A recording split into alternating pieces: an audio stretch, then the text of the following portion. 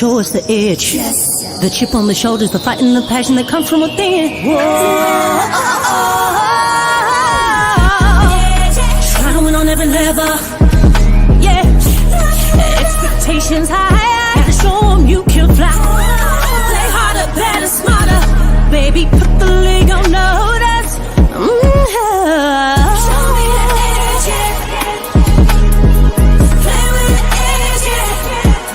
Show me the edge, yeah. Play with the edge, yeah. Show me the edge, yeah. Show me the edge, yeah, yeah. Whoa, done seen the walk of shame enough. Wanna see the walk of winning, time to come up and bring out the outlaws.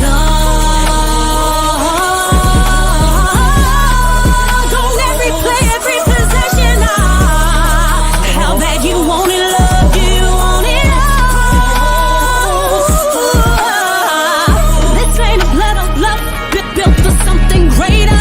Attacking all obstacles, coming for the ring, my precious. You got the juice, the will, the heart, the fire. Show them the proof, show them that it shall be done. Show me the edge, yeah, yeah, yeah. Play with the edge, yeah. Show me the edge, yeah.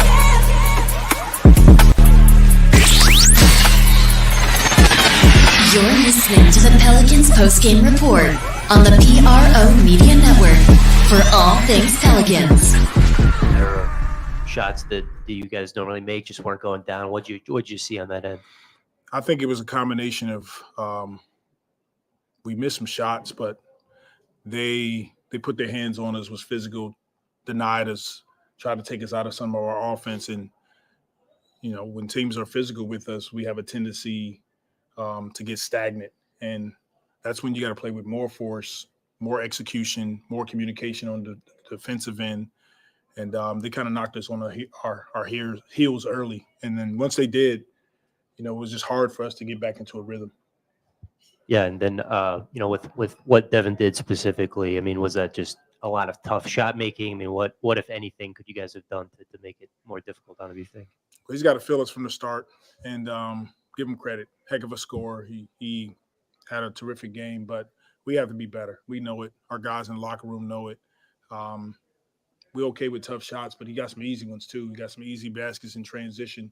And when a guy has it going like that, you can't give him anything easy. And, you know, a part of it was him, and he's talented. He can score. And some of it was us just not collectively playing with the physicality that it takes to take a score like that away. And even during the moments when y'all were able to get the ball out of his hands, they were able to kind of get it to the middle of the floor and spray it out to the shooters. I guess how much of that was, like you talked about, just them not feeling y'all on defense or not being able to execute overall on defense? A lot of it is, you know, we threw different looks at them, but even when we did, our rotations weren't clean on the backside. And so, you know, we need to go back to watching some film on it, and we'll have a day off tomorrow and come back and just be better. Tonight was not a great night on our part, and we got to own that and look at it and try to see where we can improve. Obviously, the threes were a big part of the win a couple of nights ago. The first half, you guys go 3 of 20. How much of that were the threes y'all were taking, or how much of it was just, you know, shots not falling? Say it again. How much of it was the threes y'all were taking versus just shots not falling? I give them some credit for sure. Like I said, I thought that they knocked us on our heels, and some of the shots that we normally would make, we were a little hesitant. Just across the board, all of our guys were. And, you know, some shots just didn't fall as well. So it was a combination. Yeah, well, in addition to that shot selection question, what about Zion and Jonas? They seemed to have it going in the first half. Were you happy that they got enough touches and shots? Yeah, I thought they played well. Both of those guys played well. But we just didn't play well enough as a team to win the game. And that's what matters to our group is even when we have individual performances that are great, which we want, you know, we want that to contribute to wins. And tonight, collectively, all of us, you know, wasn't our best night. Were you surprised that the team wasn't able to make a run at all in the second half? I don't know if it's a surprise. It's just, you know, we have to come out with the mindset that we are going to make a run. And every time we got a little momentum, they hit some big shots on us. Willie, just stepping out, looking at the big picture a little bit. You're entering the second half of the season now. One of the positives that you guys have had is your main guys have been mostly available. Your starting group, this is the most you've had them since you've been here. They have struggled a little bit as a unit. Just how would you analyze why they're facing those struggles, particularly on the defensive end? That's exactly what it is. We have that group has to be committed to defending.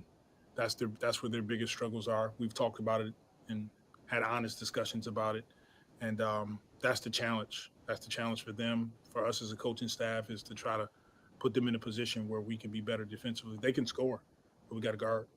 In like moving forward, if that's something that doesn't improve to your satisfaction, is there a threshold where you guys would consider like shaking things up with that group and just trying something different new? Possibly, but that'll be a private discussion that happens later. If that's the case, for sure. Coach, you talked about how they came out and knocked you on your heels. And that seems to have been a theme when it comes to teams punching you in the mouth first and not being able to punch back. What is the consistency that happens in those moments? We stop executing on both ends of the floor. Not whenever, but there's been times where we played physical teams, and when they take us out of our offense and things aren't flowing easily for us, there's been some tendencies for us to get stagnant. And the message to our team is that those are the moments where we have to play with more force, continue to trust, share the ball, and continue to communicate and execute our game plan defensively. And tonight, we didn't do that at a high enough level to win the game. Okay, thank you. Yep. Wow. For all things Pelicans, man, you're now tuned into the Pelican Postgame Report. Much love to the fam. Appreciate y'all being here for this episode of the Pelican Postgame Report. Suns clip Pels Wings 123-109. It was a very interesting game, man. Booker lit the Pelicans up, 52 points. Durant in the casual 26. The Pelicans in the tizzy, man. This was a tough one after watching what we seen in the previous game, man. Quite up and down roller coaster of a ride we're currently going under. So shout out to the fam. Y'all please feel free to hit the like button, hit the subscribe button. By all means, feel free to share the show on your social media feed. PPR, we up in this thing, man. I'm Big Q. We got DC and Lexxah ready to chime in on tonight's matchup. This was one, man, here. Wow. I don't know what to say about it, but Booker, man, dude, he just lit the Pelicans up, man. And everybody else just followed suit, man. And Durant just did his little thing too. So let's talk about it, man. We'll start off. DC Lex, welcome on in, man. Appreciate y'all being in the stream tonight. The Pelicans go down. Let's hear it. DC, you're not playing guitar right now. I was listening to a song. Come on. I see no change. Wake up in the morning and it's like Okay. all right. That's All right. I thought you was playing your guitar. My bad. I got you. setting the mood, man. The song kind of, highlighted the game for me, man.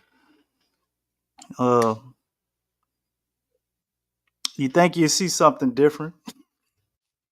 You get a few lineups that work. And as soon as adversity hits, we just go back to what we've been doing. But nonetheless, this is a good Suns team. I'm happy that Devin Booker didn't score more than 71 points. At one point, I was slightly on suicide watch for that. We got everything, all of the fans and everybody in the building. You got the Mardi Gras going on. So many artists. They finally incorporated the local music arena. They put a new court out there that looked amazing. And we just got our ass kicked. Awesome, isn't it? Not really, but Not actually, DC. I think it wasn't a good look tonight, but like I said, man, It was well scripted. Well scripted. Please read Lex, between the lines. the matchup indicator said we had a 60% chance of winning. I told you that's for gambling purposes. Hey, am I right or am I right about it? Yeah, you right on that one. Hey, look, every time I say that, I'm just playing on people's perception. So you know what I'm saying. It all depends on how you look at it. Yeah, man. The Pels, we couldn't get out our own way. Couldn't hit a shot. Couldn't play defense. I guess I can't say they couldn't rebound. I mean, they were shooting so horrible. Of course, Phoenix going to get more rebounds than us. But we just looked discombobulated. This didn't look like the same team I saw from Charlotte. Obviously, you didn't expect them to play the way they did against the Suns, like how they did against Charlotte. But yeah, it's just upsetting that it isn't at least a close game. Okay, you lose this one, you lose it respectfully, whatever. But to get blowed out pretty much from midway on in the first quarter to the end of the game, and Book having the showing he did, even on an off night, man, you just shouldn't have a lot of games like that. Every team has some games like that during the season, but they have more than I would like with the Pels, man. We did do a lot of blowing people out, but I just looking at it like this in a game like this, when the crowd shows up, you got the spirits high in the city. Everything you're doing in the arena, and it's the Phoenix Suns. Like, you just got to put out a better showing than this. But everybody was clearly off tonight. But I think when you look at the players, they were all off, but so was our coach too. So go ahead, Lex. Now, Can't why say would you nothing end with tonight. that and then say my name? I resent that, DC. I I'm resent sorry. that. I'm sorry. I'm sorry. You know what I'm saying? Because I want people to get the wrong idea, man. I'm just trying to state out things that are that need to be addressed. All right. I All know right. it's a lot I about respect it. him, I respect it. but uh let's see, where do I want to start? I want to talk about the Suns real quick. I want to talk about them. First off, they were ready. They were ready for the Pels tonight. They were really ready. The vibes of the game were similar to when the Pels played the Denver Nuggets. After the Pels blew out the Warriors in the next game against the Denver Nuggets, like we were saying that, hey, the team needs to come out, because I mean to blow out to hand the Warriors the worst blowout loss on their home floor, that was a big deal. Well, Denver actually had, saw that. Okay. That was a historical, right? Historical. They played against Denver, and Denver stepped on the Pels. I mean, it was like they came out and threw the first punch, and I mean, it was just, the energy that they had was just crazy. They were hitting everything, couldn't miss. Of course, it was on their home floor. So I look at this Pels game. What happened against Charlotte? What happened, DC? They look phenomenal on the road. A historical night shooting the 3-point shot. There you go. Just like that Warriors game. Just like that Warriors game, blew the Warriors out on their home court by 36 points. Look at what happened. Another historical night against the Charlotte Hornets. And the next game, what happened? Only this time it was on the Pels home court. I mean, the Suns, like, they came with it. They were ready. They were like, oh, okay. They had a historical night, shooting from three. And you know what? You know how I can tell how they prepared. They prepared like the Pels were not known to be a shooting team. That's how they prepared. They prepared for their inside game. And guess what? They basically called the Pels bluff. Y'all are not a consistent 3-point shooting team. This is still new for you all. You all have not shown the lead that you can consistently knock down that 3-point shot. And that's why I've said that, many times, because it's true. This team is not known for the 3-point shooting. We're entering new territory because there's not a large sample size. It's not a large sample size. The Suns came out, they played physical. They played with a lot of plays. Actually, I looked at the Suns and I was like, golly, y'all playing like how the Pels should be playing against y'all. They were actually playing the Pels game. And let me tell you something. The Suns are not known as a defensive team.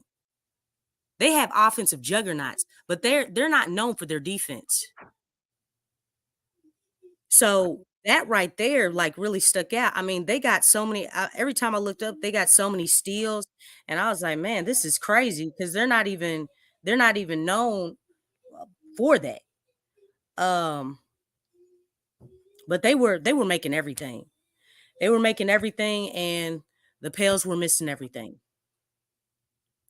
And really, it kind of goes back to what I was saying about Willie Green, but it's for the team as well. This team is consistently inconsistent because we had a great game. We've had a few great games of great shooting, but man, when this team is off, oh my gosh, this team is off. It's off, and off like bad.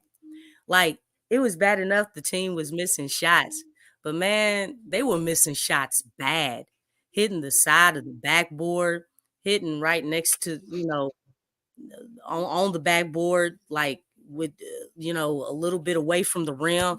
I'm like, oh man, we just having all types of problems finding the goal, finding everything. So, that was kind of crazy.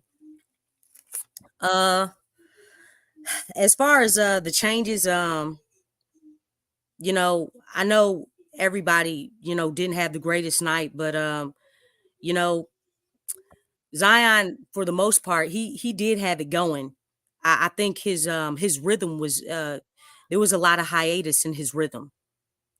I did see where when he shot that 3, that was around the time for him to be subbed out because he's always the first starter to be subbed out. Trey came to the table. He shot that 3, and Willie Green told him to go back and sit down because he had it going. Which I think that's the first time Willie's ever done anything like that. But I'm looking at throughout the game, it's like that rhythm was so broken, and then he had to find it again. Again, the inside was vulnerable. The inside was vulnerable because nobody else was really hitting anything. We did start going kind of like every man for himself in that third quarter. It's almost like there was some type of a plan, but then there wasn't. And I think another thing is that anytime you see that your team is not really in a strong rhythm, that's where the plays come in. It's like, and really, I don't know. I'm pretty sure the team does have plays, but it seems like when we run a play and it works, it's like, why are we going away from that play that worked? Why can't we go back to it to help get, grow the momentum, grow some type of, grow the energies, get guys going. There was a few plays that were called that looked good and they worked. And it's like, we went away from them and we went to something else. I don't understand that right there. I did see where in the second half they went to that 2-3 zone. I would have loved for them to go into that 2-3 zone in the first half, because that 2-3 zone looked like it would have done something if they went into it early enough. But because it was delayed, you know, it did have some promise, but by that time, I mean, once a team gets into a rhythm, it's hard to break out of that rhythm, especially when you have a KD, a Booker, and Bradley Beal on your team. Oh, one thing I do want to point out, I forgot about the Suns. Devin Booker, remember DC and Big Q? I pointed out that in past games, Devin Booker played the whole third quarter. Mm-hmm. Remember that? He played. What is the whole second this time? Huh? No, it was the first. The first. He had 25 points in the first quarter. He played the whole first quarter. And the coach looked at him and asked him if he wanted to come out, and he said no. They did it again. It happened again. And this has happened before. That's why I pointed that out. And just, just our last show, they did it again. He's done this before. And Jokic, he does it. The Nuggets, they do it too. Jokic plays all that third quarter. Like, these are things that are happening. It's like, so you all don't know what a team is doing to you all every single time? Because if I'm noticing this and I'm not, I don't work for the organization. It's like, how can you not know? He made his first 5 shots. Are you going to double team him to get the ball out of his hands? Because again, the last few games we faced Phoenix, they waited until late to give him a double team or something. But yeah, he played all the first quarter.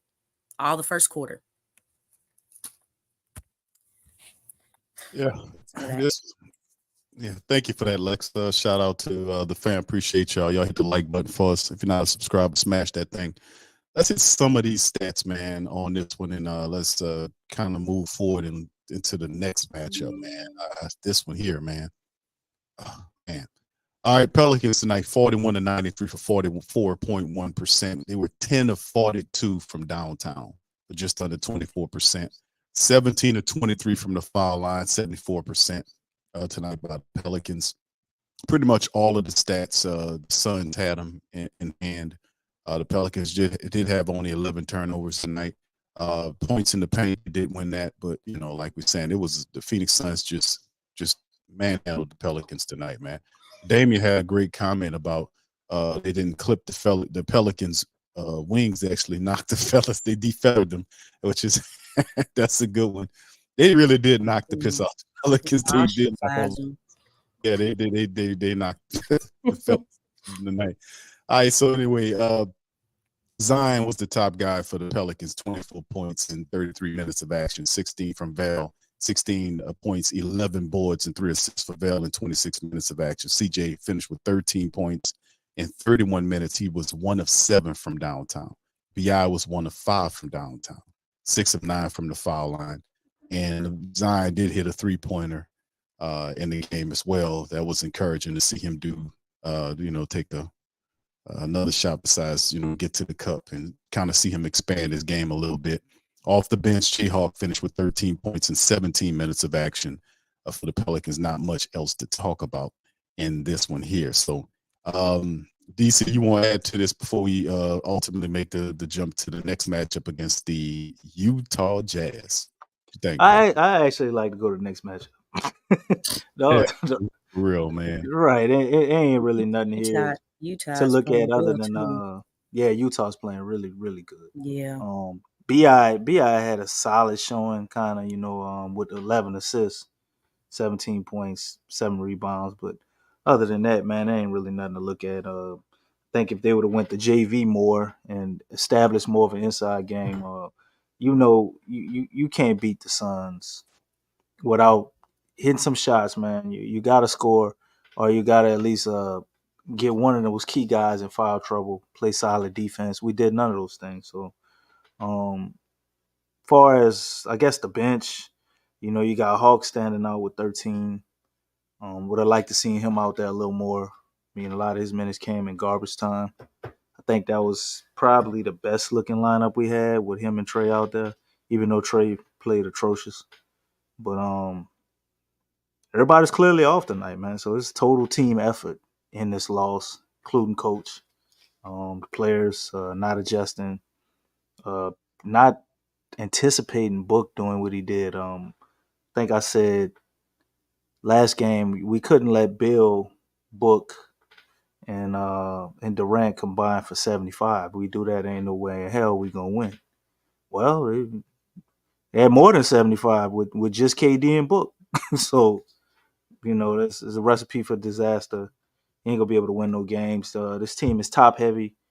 You gotta slow these guys down at least. They just got whatever they wanted. So moving on to the Jazz, unless Lex, you got something to say about the team statistics and player stats.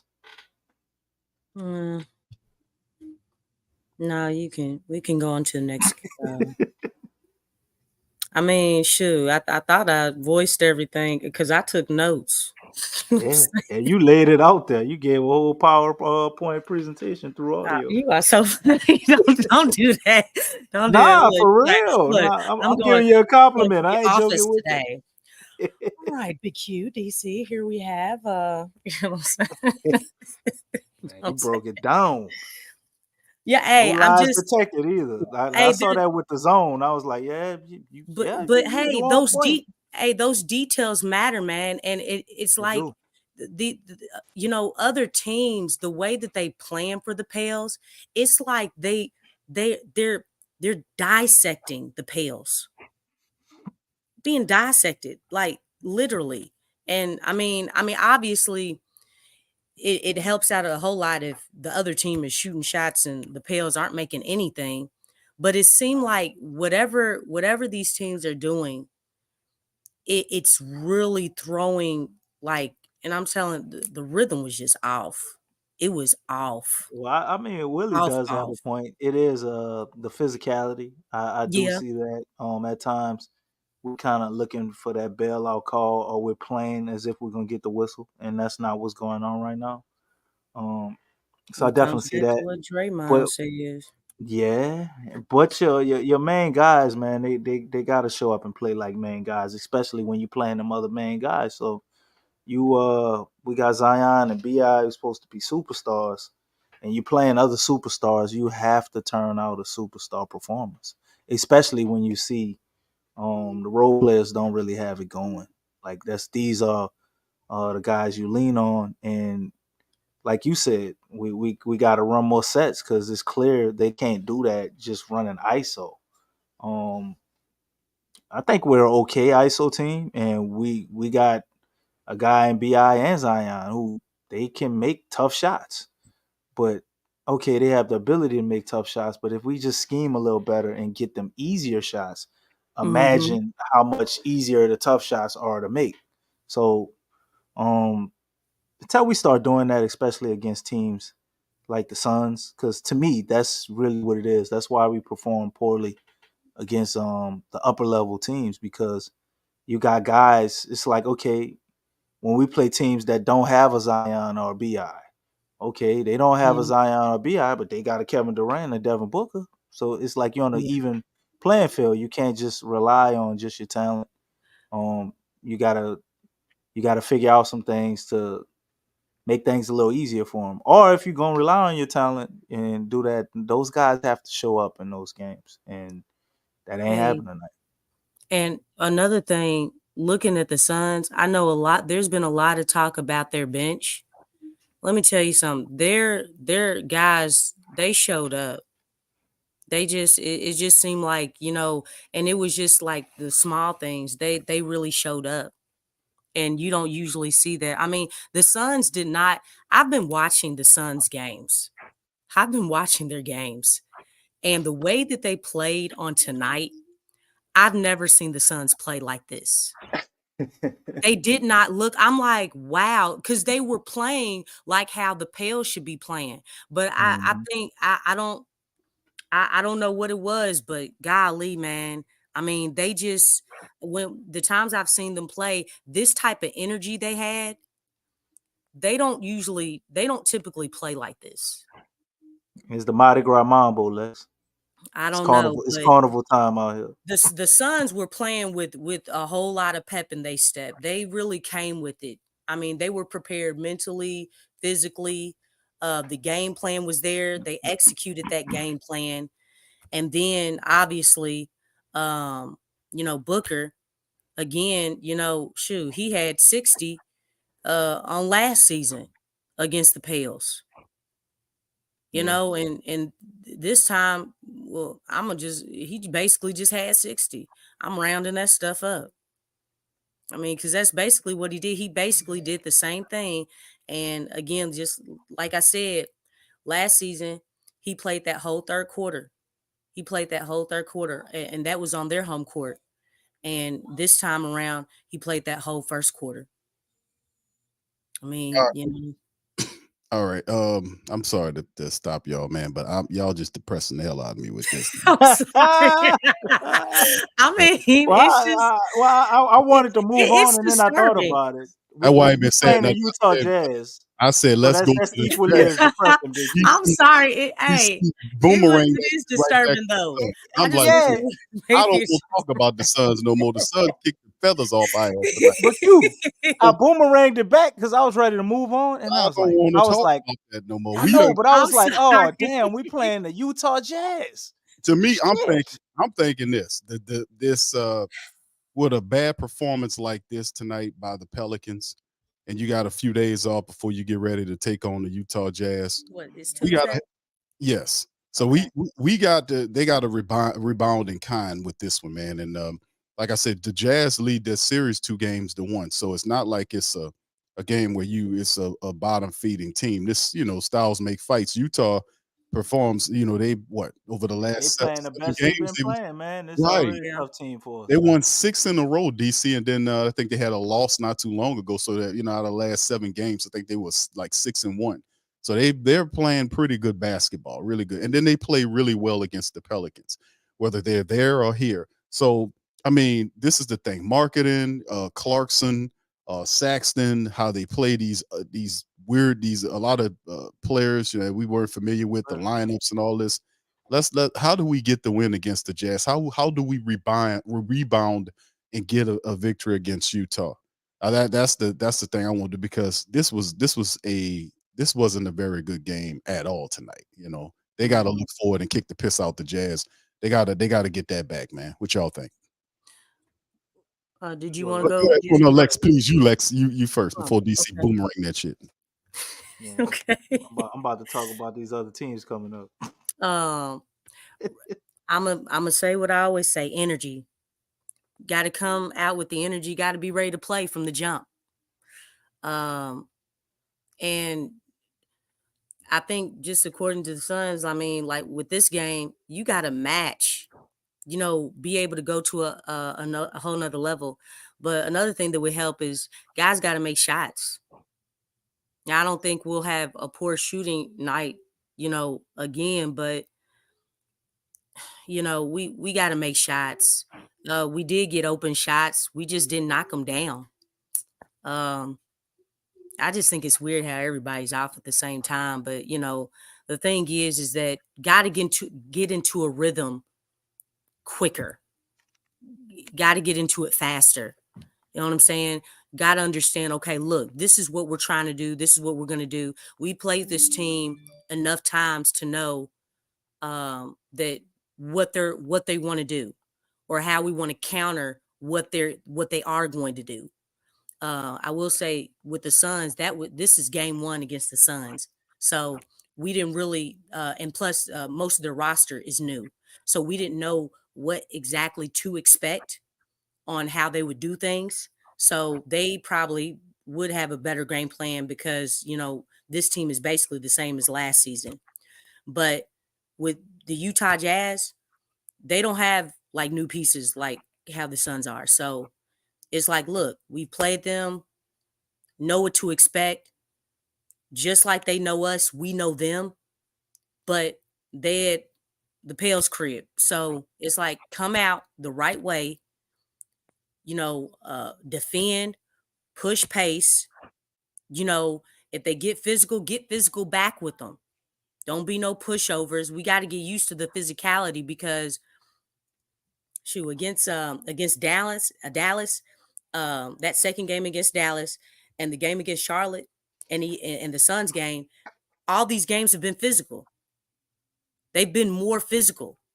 So the thing is, be ready for that now. You know that it's coming. You know that it's there. Teams are adjusting. So be more physical. Be ready for it. Show that you're built like that and keep your foot on the gas and get this win. DC, Willie said that. Lexxah, that was well said about the physicality, because Willie just pinpointed that on the presser. He just talked about a team being more physical. So that's all it takes for the Pelicans to get shook out their game, for a team to muscle them up a little bit more. I mean, what do you think about that going into the Jazz matchup? I think it's absolutely correct. I mean, that's what we see. We don't flop, but we tend to get down on ourselves when we try to get some shots in the paint. We getting fouled like they were tonight. But on the flip side, they wasn't calling a lot on Phoenix at points during the game either. You got to play through it, and it's not like they stand there and look for the refs, but it's almost like their energy just goes down. Like, oh, another one of these nights, we get hacked. I ain't gonna be able to get to the line. You know it's a foul. The refs holding us. They got to find a way to play through that, because that's what I think it is. They don't strike me as a team like they're scared. They embody, Willie's mentality, and it's just try to keep a level head, try to stay calm, stay cool and collected. And Lex pointed this out a lot, and she's right. But sometimes staying cool, calm, and collected ain't the move. Sometimes you need to get mad. You need to get hot and play with that passion and that energy. And I think if something like that tonight, because that's what we're all upset about. And you say, "Oh man, y'all making this depressing," because it is depressing. But it's like Not trying it's to be. one. It's right, but it's one thing to lose. But it's like, man, I just have appreciation for somebody who, even though they're losing, like they going down swinging it, giving it they all. They putting everything in it to really try and turn that around. And you see a lot of times the Pels, they don't quit, but it's just like kind of this lukewarm vibe of, oh, it'll be okay, it'll be all right. No, it won't. You need to just turn around right now, like fight back. And the Utah thing is, it's their length. Like they got a lot of guys that like 6'9", 6'8" ish. Other than Saxton and Collison, man, they're a pretty solid team size wise, and they just give us trouble. Zion, I guess, dispelled the myth last time. I believe when he played him, he had a solid game. Before a while, Zion wouldn't really have good games against Utah. Just like another team coming up, Milwaukee. Zion usually doesn't play real well. We played him, I think, right after OKC. So this is the time, man. They got to be looking at the schedule right now. And if we're tired of the national media, the Pels have been playing some amazing ball, since December, and we don't get much respect in the national media. And it's games like this where they feel like they don't have to respect the Pels, because every time you think they got something going, we go and lay an egg. No pun intended. But I think they can beat this Utah team. But it's for me to say, okay, they need to do this, this, and that, which we know. If they got that 3-point shot going like they had, we're almost unbeatable, right? But when we don't have that going, our identity is to turn defense to offense. So they got to lock down on D. You got a guy like Chris Dunn, who ain't gonna give you a whole bunch offensively in their starting lineup, although he does play smart and he plays some hell of a defense at times on the perimeter. But Colin Saxton and Keontae George killed us last time. Are we gonna step up to the plate and guard those guys? Laurie Markkinen, you also got to contend with him. And it's just a matter of what Pels team is going to show up. I'm going to say they're going to win, because the evidence we have this season, every time we get, smacked in the mouth the way we do, they usually come out with a good performance after that. So I think they rediscover themselves, get back on track, and get a win against the Utah Jazz, man. But I'd love to see him keep it going because we got a stretch of games coming up, as we've been talking about, where you play OKC, you play Milwaukee, then you play the Bucks, and then you're like, oh man, that's tough. And then no, I say you play Milwaukee and the Bucks. I'm in Boston, Oh, and okay. then after that, which a game you might not think much of, but they play us very well. You play Houston before you get to San Antonio in the Toronto and get a little bit of a breather. So you got about 6 teams, well 5 teams actually, right there that this ain't no walk in the park, man. These are some of the tougher matchups for us. OKC didn't put us out the play in last year. Milwaukee, it seems like half the time, every once in a while we get a win on them, but most of the time when they full staffed, we're not able to beat them. They do that little defensive set they run on Zion where they kind of have somebody playing off of him, whether it be Giannis or Brook Lopez, and they pressure him with another good defender. And then you got Boston, who I'm sure probably would try to implement a similar strategy with Drew Holiday, and they're playing lights out outside of that. So this is an opportunity to me to figure out what they haven't been able to figure out playing some of these top tier opponents, man, and kind of realizing what they are or what they want to be, because I think that's a big part of what it is, man. They got to look themselves in the face and be like, do we really feel like we're contenders this year?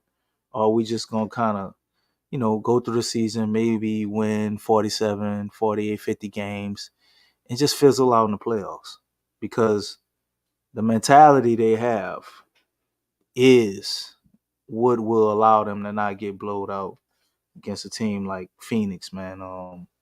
And not get disrespected with somebody dropping 52 on your head, which, in all honesty, sometimes things like that happen. But come on, man, it's Devin Booker. Y'all know what time it is. This ain't nothing new. Should have been prepared for it tonight after seeing it last year, and then after seeing it in the playoffs. I mean, he can get going, but you can't let him repeatedly hand you 50-point games. What other team in the NBA he keep handing 50-point games to? Because I know we got to be number one on this shit list right now. All right. All right. Lex, you want to add to that before I bring the guys in? Yeah. Well, I mean, this is for you all, but I don't know. It's like I think just basic questions still have not been answered with the team. Like, what is the identity of this team to you all? That's I think they are what Willie says they are, defense to offense. Defense. Yeah. That is their identity. And we just happen to be very good offensively, but when they don't play defense first, it just looks discombobulated.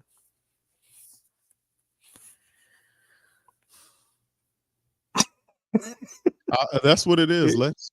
You don't like that, Lex? What do you see it Oh as? no, I'm You just sitting here sound deep because in thought over there.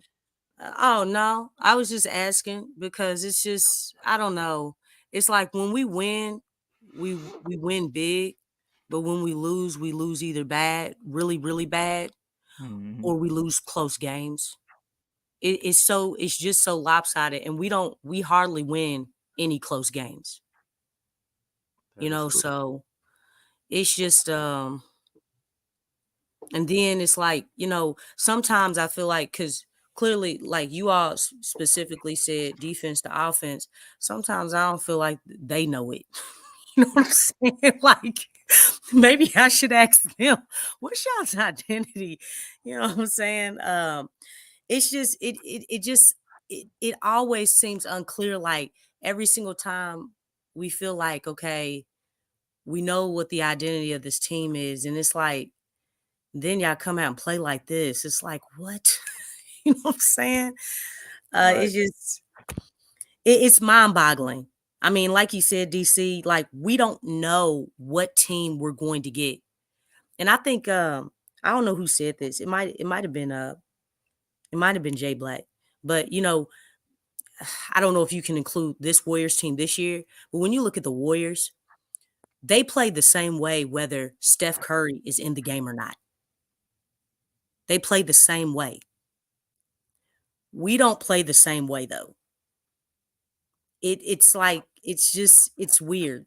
I don't know. So I think that's why we brought Borregos here, though. That's what they at least kept saying, that they wanted to and I think have an that's offensive system that will work well or be the same if Bi or Zion gets hurt. Because I remember a lot of people, like, what? They are the offense, but I believe that's what they're trying to implement, and we see steps and I guess peaks and valleys of it. Maybe that's part of the major inconsistency because they are trying to change, not their identity, but I guess the way they play, far as the pass, shoot, and drive and 0.5, and kind of look towards more of that 3 ball and having more of a free flowing offense and running more sets than I seen them run last year. But I guess it's all still a work in progress. Yes, that's definitely a little schizophrenic going on between the offense and the defense. You're right. I mean, when the 3 ball is falling, personalities, but that works too. when it's falling, man, Bipolar, huh? Yeah, that boy got dementia. a lot going on. All right, fam. So listen, man, y'all feel free. We got the if you want to pop in for tonight's stream, we won't be going real late tonight, man. Around 12 o'clock, we'll cut it off. Maybe right after that. Seriously. But big ups to the fam. Thank y'all for being here. The link is pinned to the chat if you want to pop in. We got DJ and Jay Black ready to chime in. If you guys want to pop in, hit the link and chime in while you got an opportunity. Shout out to the fam, man. Let's bring these guys in here. DJ, Jay Black, welcome to the stream. How y'all doing tonight, fellas? I'm not doing so good, but I'm hanging in there. How y'all doing? DJ, you real low, brother. I can barely hear you. Hold on.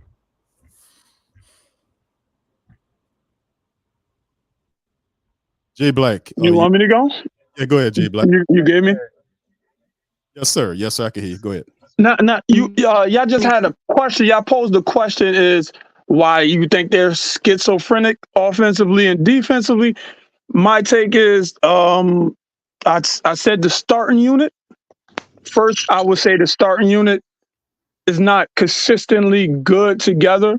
They have ebbs and flows. That's one part. Second part is Willie Green identity and James Borrego identity is totally different. Correct. Willie Green identity is defense first. James Borrego is more of a share the ball. And he said at halftime, get more threes up. We are a 3-point team. He said something like we are a 3-point shooting team. I was like, oh, what? That's some. If they don't understand that, it's not one concise answer. And it should be. It should be either defense or offense, or we got to lean somewhere.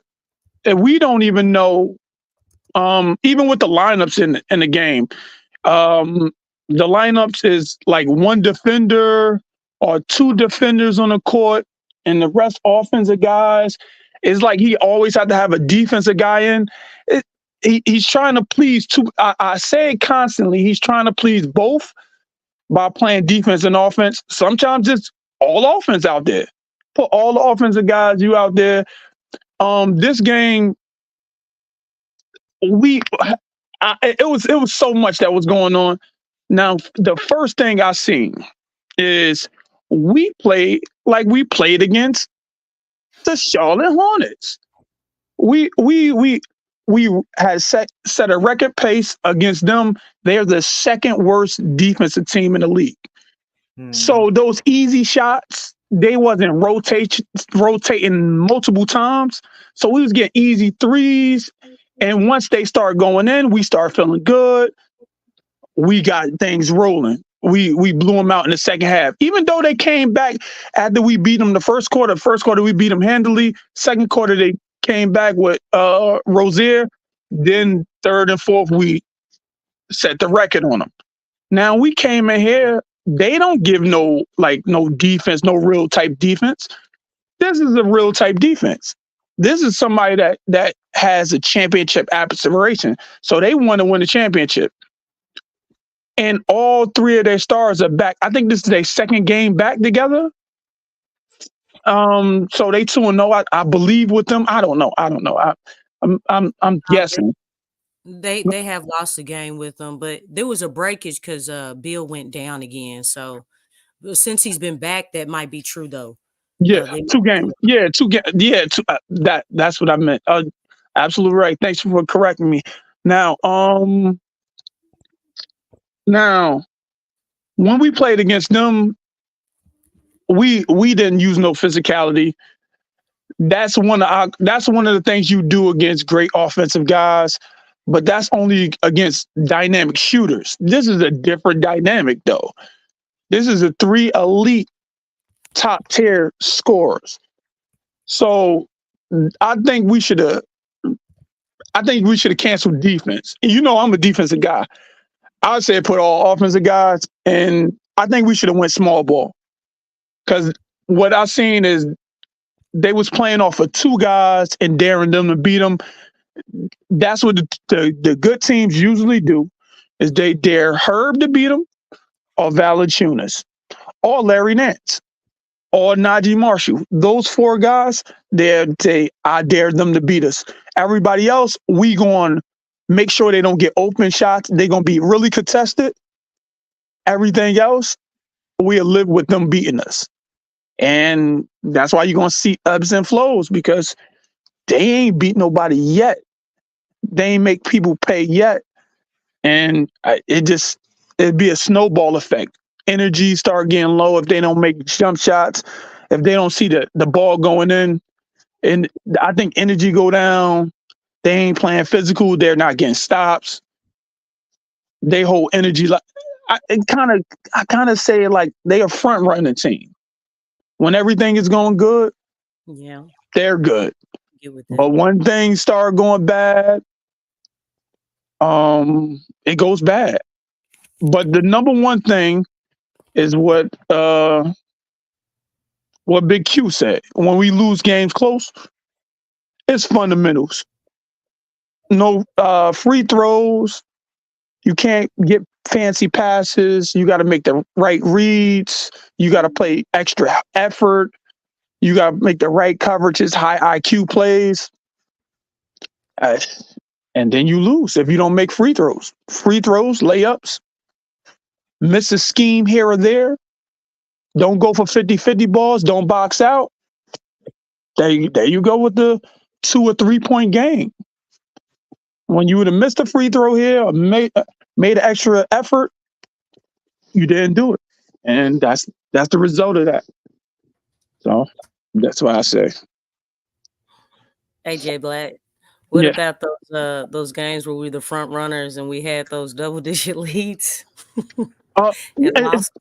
So it's a mixture. It's a mixture. If somebody was hot, let's say when I brought up Jayhawk, when I said we was up against Denver like 14, he was hot, but the other team was hot as well. Once he started cooling down, we cool down. We think of ourselves as like a 3-point shooting team when everything is going good. But once they start missing it, it's just we're not that. We don't get the ball right back to our best player. If Zion is and we don't actually know who's our best player. I think somebody said that on ESPN. I say we don't know who our best player is. If Zion is our best, Stephen A. Smith alluded to that. Okay. If Zion is our best player, give Zion the ball and work through Zion, and let's have, because we got this Miami Heat dynamic. When they got D-Wade and well, not D-Wade, D-Wade and LeBron came together, they needed to identify who was the best player. Somebody got to take a back seat. Somebody got to take a back seat and let them identify who it is, so they get the lion's share of the credit and lion's share of the blame. Sometimes we don't know who to blame. Like if we like a game like this, Zion played good. We usually blame one of the superstars.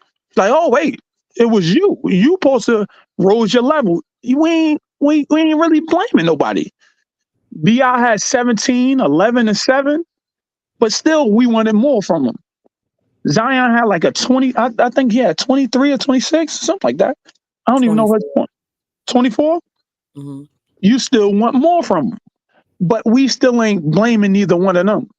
Our scapegoat is Willie Green. I accept that. I say Willie Green got out coach. But we gotta start saying something about these star players in these games. They supposed to take his own for us. Well, we did point out that, the hierarchy, and we did that, I guess in earlier shows, how that's still not clear as far as, who that go-to guy is, because I agree it's not really clear. But I mean, the way that mainstream media does it, I mean, obviously Zion, he if the team loses or plays bad, he's been being, the one who gets the blame or all that stuff. But Is it BI though? Because we are, a lot of people think it's BI. If it's BI's, then he should be getting a lot of this blame for these close losses. I don't think he does, though. I know. So I don't know. That's a dynamic need to be cleared. That's one thing, because there's no person that you can say, like, this is a top tier game. Everybody was there. We were supposed to get blown out. Not at all. But I can see that. I can see a couple reasons why we still thought it was going to be like an easy game, because a bad defensive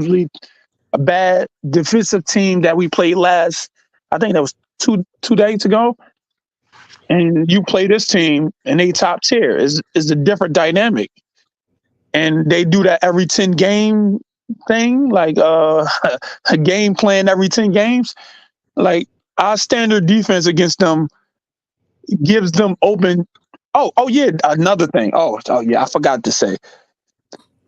The fan base about, I don't know who be saying this, but it gets under my nerves. We need to shoot more threes. The analytic guys, I love stats, but just shooting more threes, and if they're not making them, they said 43s is the thing we should do, and we win. We had 36, I believe. But if we're not making them, the 3-pointers don't matter. They're actually starting out a fast break the other way if we don't get an offensive rebound. We got to take the best quality shot. Get our stars are Zion. He's an interior scorer. Bi, he mid range. He's starting to shoot more threes. CJ, he's a 3-pointer and he's a mid ranger. Big V, he's an interior. He can hit mid range and he hit threes.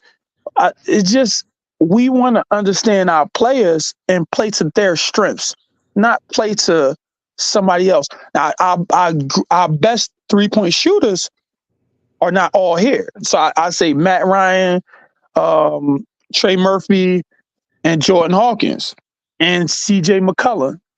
So that's our 4 dynamic 3-point shooters.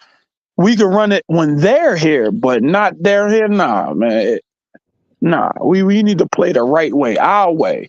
We normally win, inside out. But we get away from that identity from time to time. So I think that would be enough of that, though. Well, shout out to you, Jay Black. You said enough, as well as everybody that's paying you. Um, I'm not worried about this. That the game is over with. We all know we need. I'm getting past this. This game is over with. We all mad. We could have won this game. Should have won this game. We didn't. I'm moving on to the Utah Jazz. Fuck the Suns right now. Excuse my language, but fuck the Suns right now. We all know what Willie need help on rotations. Ever since we didn't trade Kyra, good luck out there in Toronto, I believe. Yeah, good luck in Toronto. Uh, my thing is this: ever since we didn't trade Kyra, uh, Jose he done lost minutes. So that's like not pinpoint, but that's kind of sort of, because when he was and rotation. You know, if we was getting stops, he was getting steals. You know, so that's beyond the point. I'm worrying about the Utah Jazz because that day is my actual birthday, and I'm actually going to the game. So I need somebody, whether it be Jayhawk, Bi, CJ, Jonas, Herb, Trey Murphy, Larry Nance. I need somebody on that roster to hit 30 points, at least somewhat close to 30. Um, I know I'm not gonna get that, but hey, who knows? Um, tonight's game, I'm gonna just put my little 2 cents in. I know we all getting tired of hearing about tonight's game, but tonight's game was horrible. Like that fourth quarter, or that, yeah, it was fourth quarter. Cause I came in after lunch, like third or fourth quarter, run that time. Uh, I don't know what happened. I think Bi had the ball, or CJ had the ball. And there was about to be a turnover, and I'm like, I kept hollering out Herb, because Herb was just sitting in the corner, like he sat in the corner for the whole fourth quarter. I'm like, Herb, look at her. I guess they heard me, and throughout the whole arena, I guess they heard me, and were like, "Oh, Herb in the corner," and they threw it to him, and Herb dished it back out to fucking I don't know who, what, Bi or CJ or one of them.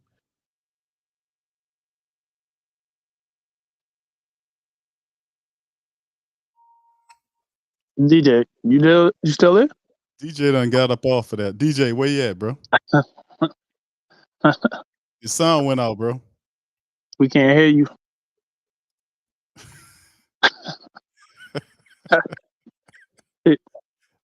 DJ, we can't hear you, brother. We can't. Oh man, you. So DJ says he don't want to talk about the Jazz game. Then he started talking about the Jazz. I don't know what's Yeah, going. yeah, hey man. You gotta let DJ be DJ, man. DJ. Oh God, that's crazy. So now this Jazz game, I'll pick it up for it then. This Jazz game, we better not because the Jazz gonna be a different type of team. They ain't gonna be the same team that we played last time. They switched up the way they play. They playing with more guards now. They used to use the three big guys. Kessler is on the bench. He starts off the bench, and Kelly Olynyk's on the bench. They got Jordan Clarkson in the starting, and they got more ball handlers, and they play a lot faster. So this is they've been, I think they 9-2 last 11 games. So this is a real tough team. Just like this Phoenix Suns team. We're catching them at the wrong time. Like not when they was hurt or when they was searching for identity. This is a real tough test. I would say that. DJ, you back? Oh no, I guess not. DJ, I can see him right there, man. I don't know if his sound right. DJ, pop out and pop back in, brother. Log back in, bro. All right. Yeah, that probably worked. Sometimes it happens with the sound on this software. Sometimes it's when the sound go out, you gotta log out, then log back in. So all right. So anyway, with the rest of the fam, man, if y'all want to pop in to the stream, please feel free to hit the link is pinned to the chat. You can pop in and spit your game on the Pels, man, and we'll go from there as well. But yeah, it's very interesting, man. What we're seeing about the Pels, man, the Jazz matchup. I'm thinking that I don't know, man. It's just crazy because you watch, and they beat the hell out of the Hornets, and we was expecting to kind of handle the Hornets like that. But but you want to see that type of output against a Phoenix Suns team, that has all of their people. like you astutely mentioned, Jay Black, the Pelicans had all of their people. Yeah. So there's really no, and I think that's the thing that, listen, we know they're not going to win every night, but it's how you lose these games, man. And Yeah. how that's the thing that really kind of just with the faithful that they really be going through it. It's like, man, how could they be so radically inconsistent? Yeah.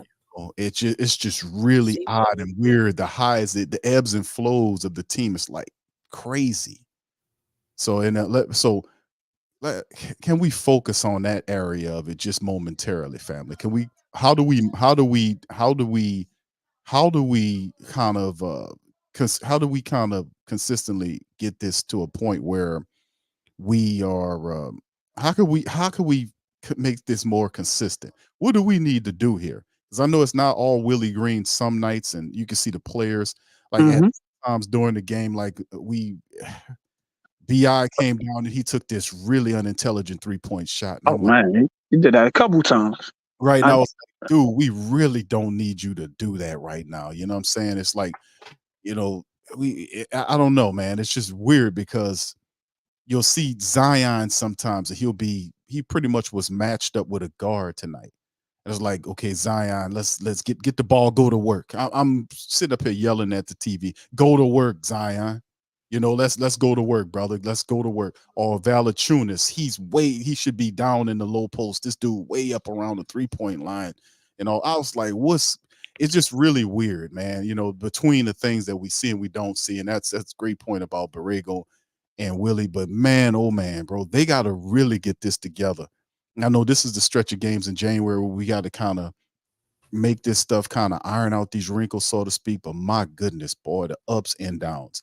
How do we normalize this, fam? How do we do that? What do you think, Lex, and then Jay Black, and then C? Okay. I mean, it's kind of hard to answer that. Because I could easily say, I mean, we gotta be more consistent in playing at a high level. I think looking at the beginning of the season, this team really struggled with their energy level. It's like they didn't come out with a whole lot of energy, and it's like, man, the season just started. Why are y'all playing like y'all tired? So we had to get over that hump. We had to get over the hump as far as condensing down turnovers and getting our rebounds up. That took a while to do that. So we finally got the turnovers under control. Rebounding, it's been up and down, collectively and individually. I think obviously, guys were out. We didn't have a lot of the 3-point shooting. That was a problem. Well, we got 3-point shooting, obviously inserting Jayhawk in the lineup. That was a problem. Getting him in there for some reason. Now he's, playing for the last few games. Oh, the next Ray Allen. Yeah, there you go. Don't get me started on that quote, Jay Black. Oh man, because we know we love to bench Ray Allen, right? Yeah. Ray Allen, and Steph Curry and Klay Thompson. Yeah, bet you all the one. PMPs. But it seems like we can't put it all together. You know what I'm saying? Just like how you all heard me say the timeline, because now the 3-point shooting, we're tapping into new territory with that. That's not something that this team is known for, and I'm gonna continue to say that because I don't feel like teams are going to prepare for this team like, oh man, Pels, they about to shoot 50%. You know what I'm saying? So we need to that's how we need to put together the game plan for them. No, teams aren't doing that. They're preparing for that inside game because that's what we've majority been known for is the inside game. And the second thing is the mid-range. 3-point shooting, that's new. Nobody's going to make the adjustment to the Pels 3-point shooting in 2, 3, maybe 4 games. Nobody's going to do that. It may. I don't know how many games it has to be for those teams to make that adjustment, but we're not consistently knocking down that 3-point shot consistently enough for it to even have that as okay. We're gonna plan a game strategy around this 3-point shooting because we got to shut that down. You know, they'll live with that.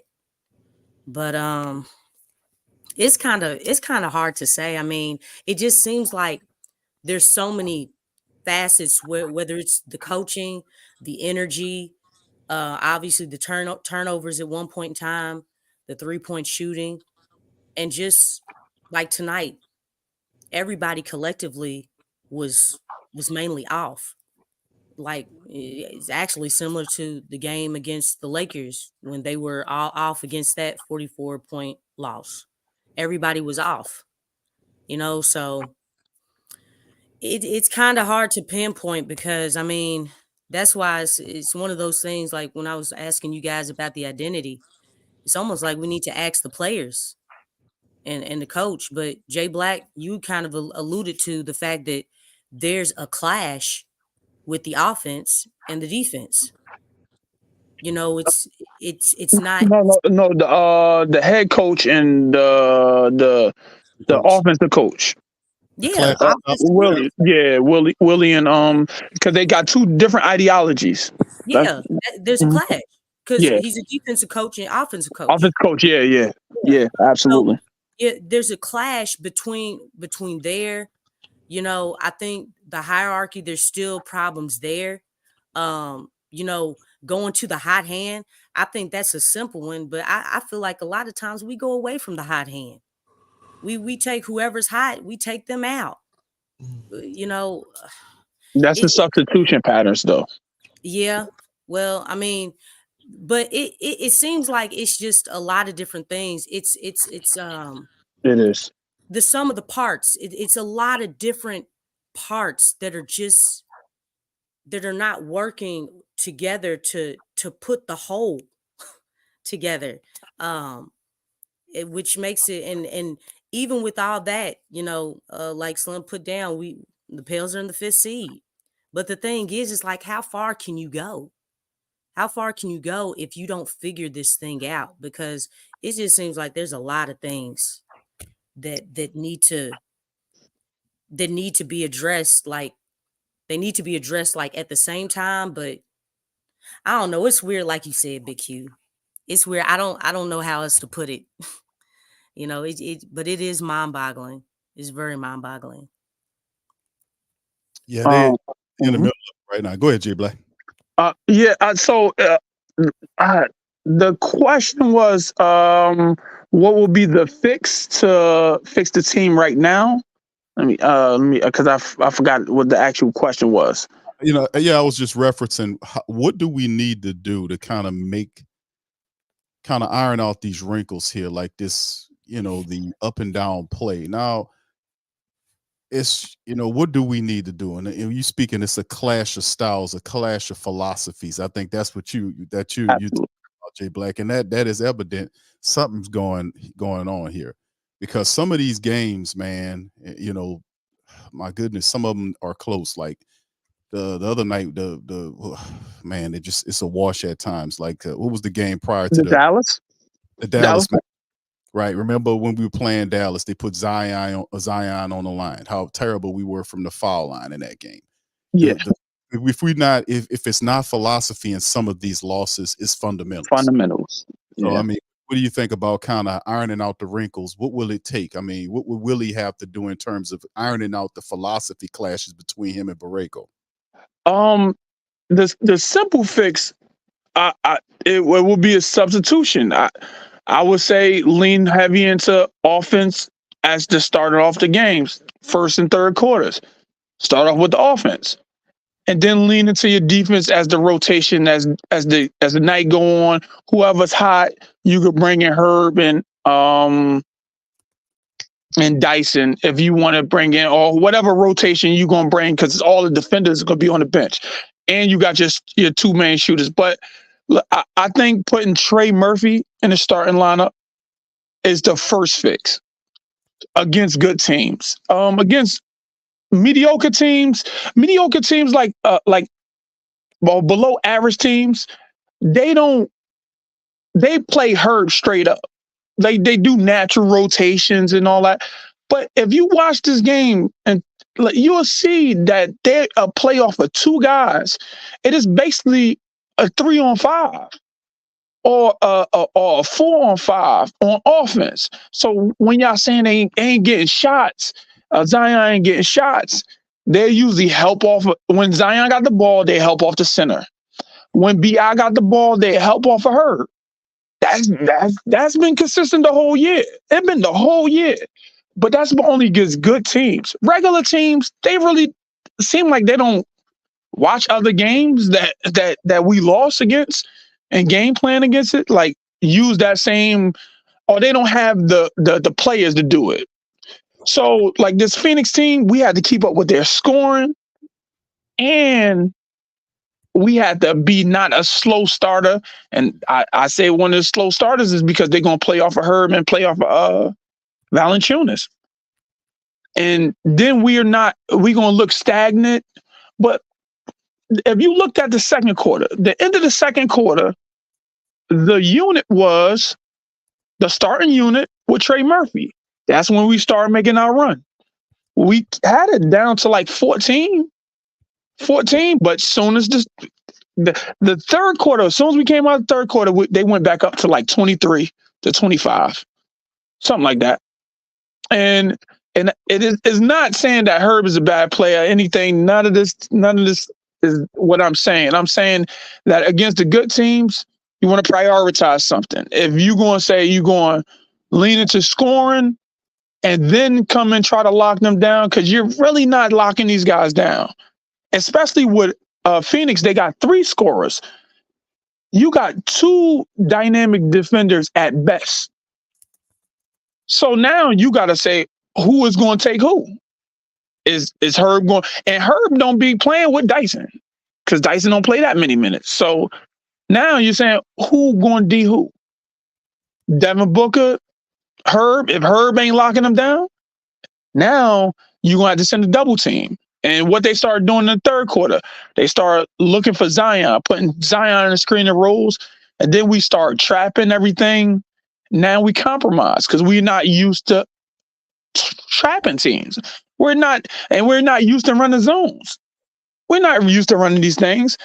It's like we was unprepared for a team with this much firepower. It was a snowball effect.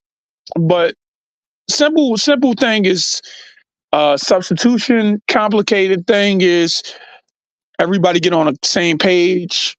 And I don't know. And then you got to lean back on your bench. The bench got to be the saviors. If your starting unit is not outscoring the other starting unit.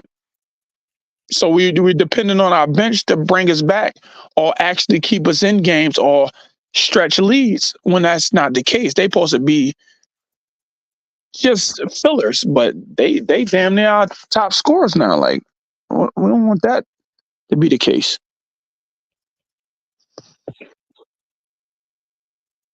So I think that's it. Because I go on days and days about this shit, but they didn't. I think I know how to fix that. Yeah, I know that saying practice make perfect, right? Yes. Do is if y'all gonna run zone, do it in practice. Let's just say the starting role is Phoenix Suns. I mean, I'm not comparing them. No, that's not what I'm doing. I'm doing it in practice mode. Let's just say BI is the young Kevin Durant, CJ is Bradley Bill, Jayhawk, whatever case may be, and run whatever play you do in practice or whatever y'all do in practice. Do it like you playing against Phoenix Suns. And defense wise, because I know Willie Green was a shooting guard. Uh, do it as like you played today, pretty much. Don't do it like you played today, but play the opposite. If you catch what I'm saying, do it in practice, and if it works out for the best, go ahead. If not, tear the whole thing apart and do something else. But yeah, practice make perfect. So that's what I'm doing. How Uh, how much do they realistically practice though? They don't. Because the traveling, the way their games is, rest and recovery, and they still trying to have a life. How much do they really realistically practice? well, that's a good question because, like again, we still don't know what EJ Liddell could do. I mean, we only. I mean, I'm not saying no, put him out there. I'm not saying that, but it would help to actually see him with like Jay Hawk or Larry Nance and Trey Murphy. You know what I'm saying? It would be great to see that. Not saying that they're gonna put him out there, but it would help to see that. I mean, because you got to account for him too, because of course he had practice, right? The I heard. Shout out to DC. You get a shout out to give yourself round of applause too. Go ahead, round of applause. Um, I forgot that we got Keno Mekovic still on the ship somewhere, probably on the practice squad or whatever case may be. I thought I forgot about him. So where he at? Don't know. But I'm assuming he's up to date pretty much. But I mean, like I say, you still got to come for EJ Liddell. C. Brian, I would love to see him out there. He been on the team. This is what, second year? I would love to see him on out there with. I I seriously doubt this. We're trying to make the playoffs. I I don't understand that think too. we. I agree with you. I totally agree with you. But at the same time, you can't keep running 6 man, 6 to 8 man off the daggone bench. I know teams that's playing they whole damn bench damn now. That's with the starters. Well, Phoenix only played 3 off their bench. I, Yeah, of course. They got Kevin Durant, fucking Devin Booker just scored 52 points. Uh, yeah. that's they whole three. Like I said, go through Giannis, because Eubanks not shooting like fucking, excuse my language, Eubanks and whoever sending Phoenix Suns got, he not shooting like that. Jonas play good when the other center not shooting. I noticed that myself because I do it on 2K. I know this ain't 2K, but it works. When Jonas go up against Clint Capella, they playing zone. When Jonas go up against Karl Anthony Towns or Jokic, they gotta play man. Either man or 2-3 zone. Now it's my turn they playing man because Jokic, he's a passer and he can score. I know this for sure. I've been a Pelican fan, a Hornets fan, whatever type of fan since fucking Baron Davis. Yes, I done went through Baron Davis, Pedro Stojakovic, fucking Solomon Hill, Tyreek Evans. I've been through all of them. I know this team. Granted, Willie Green, he was a player. I understand that. I don't know what mind he got. Because at that time, Willie Green was a shooting guard. What are we talking about? Like I said, I'm not worrying about this game. The game over with. It won the Good Friday, but I mean, hell, it is what it is. But with the fifth seed, like I said, eh, for all this stuff to work, Zion got to shoot the three. Because if Zion shooting the three, they can't build a wall.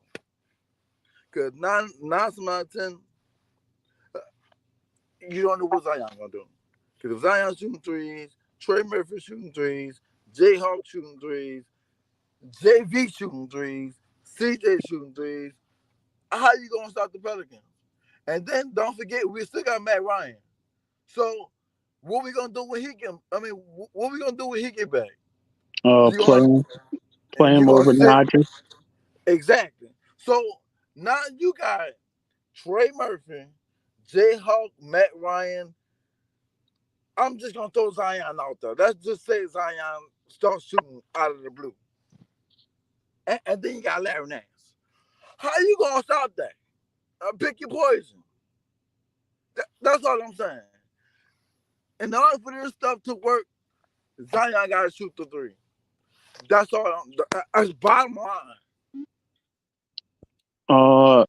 I think shooting a three, he got to work on that, and he got to build his confidence in that. He's not confident in it. If he was confident in it, that'd be okay. He's not totally confident, and he likes to take shots that he's totally confident in. He's totally confident in his layup package. That's where he shoots comfortably from. But I mean, that's where half of his turnovers come from. It's either trying to get in the paint or passing the ball. Shoot the rock. Like I say, I'm not really a shooter myself. But if you're gonna give it to me, I'm gonna take it. What if I miss it or not? You know what I'm saying? Shoot or shoot, but I'm saying if you're gonna give it to me, I'm gonna take it. I'm not gonna hurt myself to go in the daggone paint and now it's my chance either make it or miss it. Now it's my chance to, I mean, I'm not an acrobat, but you know, hey, a layup is a layup, you know what I'm saying? I just gotta do the Jamal Crawford, you know what I'm saying? The you know what I'm saying? But that's it, not miss. But like I said, in all guards, Zion gotta shoot the three. That's how all this shit gonna stop. Cause everybody gonna stop building the wall. They're gonna start double teaming Zion and all that stuff. Zion gotta shoot. Like I said, I'm gonna keep going back to this. The first game that Zion played in the NBA that was versus the Spurs. We all know we were supposed to win that game. 4 for 4 from downtown. I'm gonna keep saying it until Zion shoot the three. Until Zion shoot threes, which he made one today. Let's give a round of applause. All right. That's how all this stuff gonna work. But they gotta. But here's the key factor though. James Borrego gotta set plays like he doing TJ, Jayhawk, and sometimes Bi. He gotta get. They gotta find a fucking screen with JV to have Zion come off the screen or do something. James Borrego gotta fucking be creative with Zion. Zion, I'm looking at Zion as like the Taysom Hill on the New Orleans Saints. And I know it's Najee Marshall because Najee Marshall, I think he about that life. We're not talking about that though. But Zion got to shoot. As well as when Taysom Hill get in the daggone game, he got to throw the ball. He can't just run all the daggone time. That is a good comparison. Zion got to shoot. Like Taysom Hill got to throw the ball. That was a great observation. I think I'm about to do my video on that one. But yeah, that's it. That's all I got. All right, thank you, DJ. I definitely agree. Zion definitely needs to work more on his mid-range shot. I think that opened up some things for him, but him taking that three-pointer tonight was encouraging. Lex, you want to comment on research? I mean, yeah, I feel like Zion definitely has to do more. Just period. He has the ability to. I think well, I don't think I've said it on any show, but I feel like we've yet to see Zion unleashed, like to really just really have that those stellar performances. We know he has it. We've seen it, like, and he showed it mostly last season especially on that stretch, being the number one seed. But I actually like miss seeing that. And the thing is, it's funny because even with Zion not showing us all his cards, which is the scary part, he's actually putting up solid numbers, which is crazy. So that just lets you know he has so much more. Um, his ceiling is huge. You know what I'm saying? Because although he does, like you said, DJ, he does need to shoot more. I mean, people still ain't stopping him, with the layups. You know what I'm saying? I mean, it's like that's the positive part. Like, that's the scary part. Like, dude, when he does get that shot, it's like, hey, you shouldn't have said nothing. Well, for the other teams, for the Pelicans, that'd be like, yes, we that's what we want. But I think that's just the scary part of it, is that he has so much more to give. And that's not to mention his rebounds. Zion has the ability to give you a double-double. And what's crazy about Zion's game is that the impact of his game, is what makes his game so unique, because what he can provide you is impactful. When, used correctly, obviously. But he does have to do more. He's got to do more. I mean, one thing I will say, just on a positive note, I know his shooting's not there yet, especially in a large sample size and consistent. But I love the way that he's playing defense. I like the way he's moving his feet. He's not.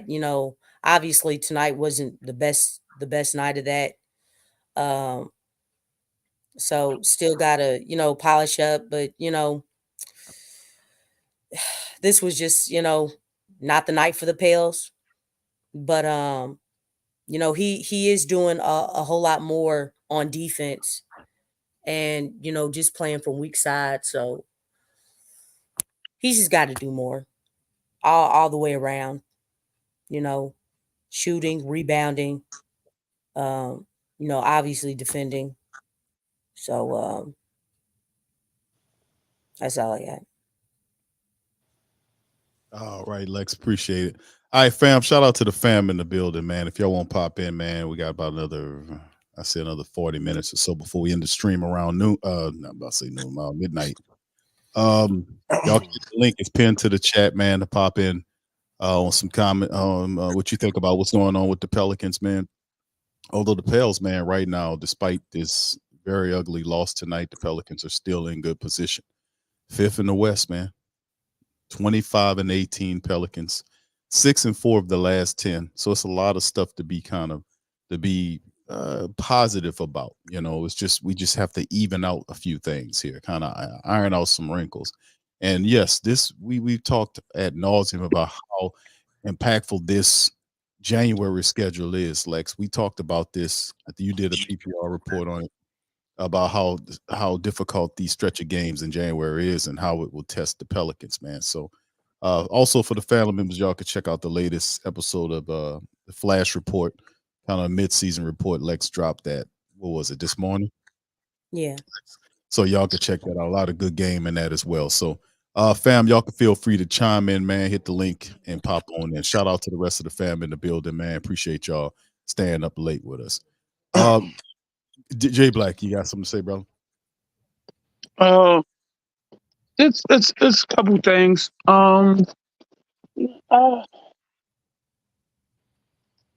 just think we have so many complaints about them, and it's justifiably slow. So, but I think we can't.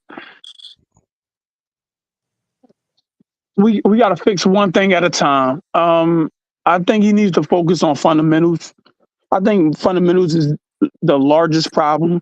If there's no roster change or anything, the free throws, I believe, is actually be the biggest problem. Because because like shooting comes and goes. I believe that. And offense comes and goes. Defense is you got to use your energy, but free throws, things that's free, you got to be making those at least at a better clip than we are. I think we in 70 something percent, late 70s, 77, 78%. We should be up in the 86, 87, 88 type team. And now that's an area Zion needs to improve in. It's free throw shooting.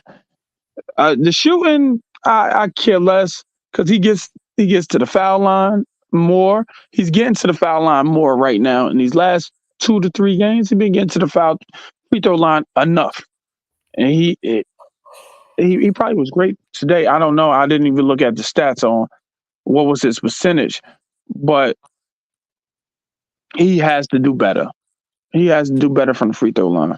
And us as a team too, not just in the late, all around in the game. You need to make some free throws. But hear me out, J Black. I'm speaking as far as like in the future, like as of now. I mean, as a team collectively, yeah, we do need to work on our free throws.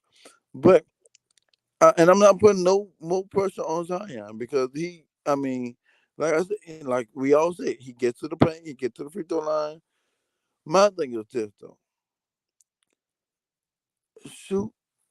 If you don't want to shoot the three, shoot the mid range. That way, you have less stress on your legs. You're not. And you could get back on defense. That's all I'm saying. Now, if they find you while you shooting your mid range, well, yeah, that's They're not foul. Shooting the mid. that's a 3-point play, and that's if you make it. So that's all I'm saying. So the problem with that is once he start shooting mid range, that takes away from his aggressiveness and his physicality. One of his strong suits.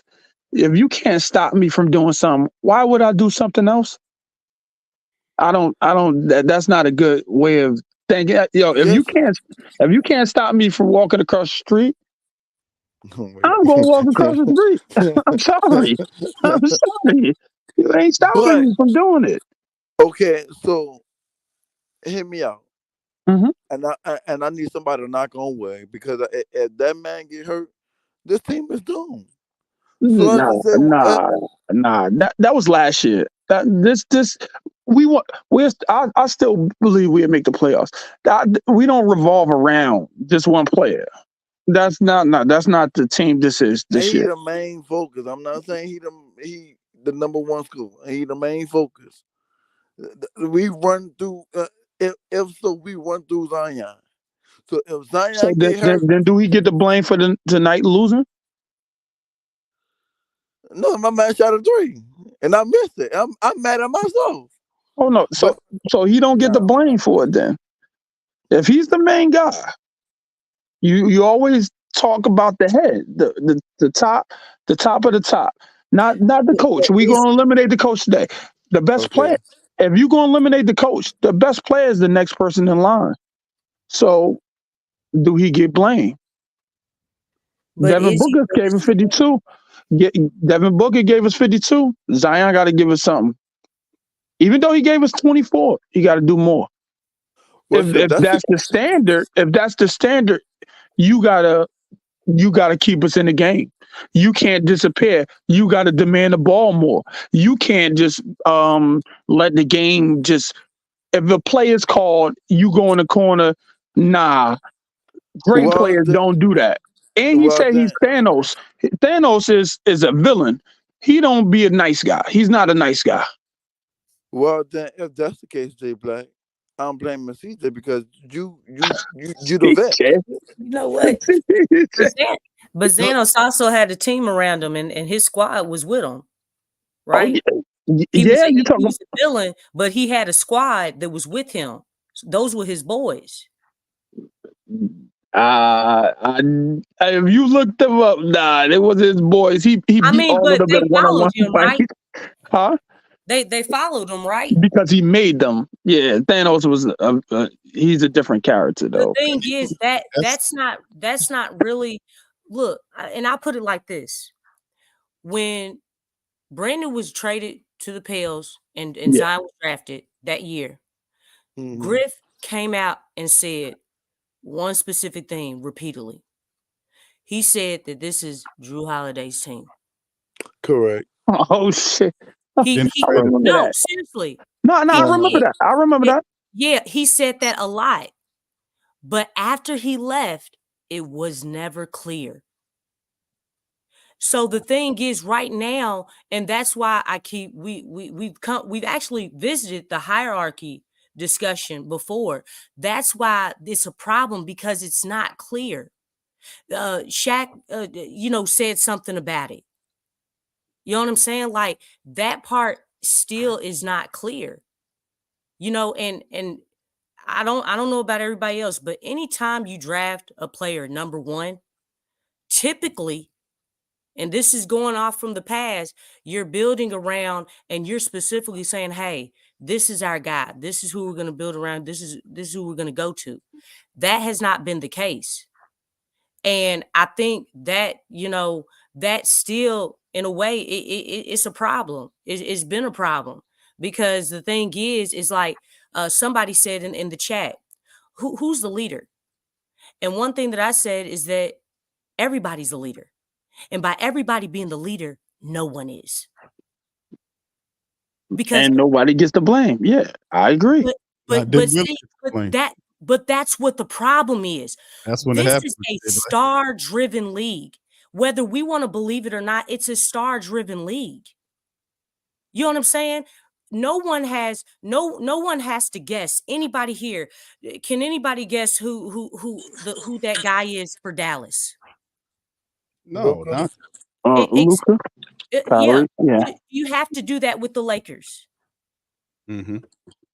No, Do you you don't. have to do that with the Bucks? No, you don't. You all see where I'm getting at? Like, Right. there's no question. Here in this situation with the Pels, that is in question.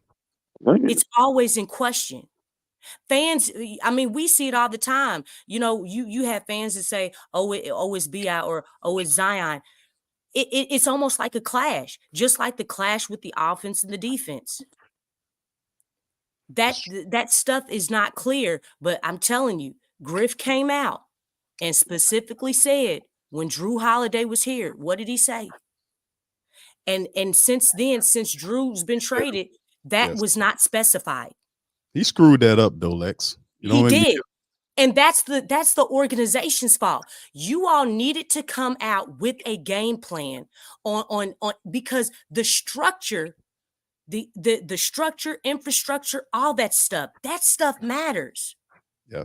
Right. This is nothing new. This is nothing new. Everybody knows it's a star-driven league.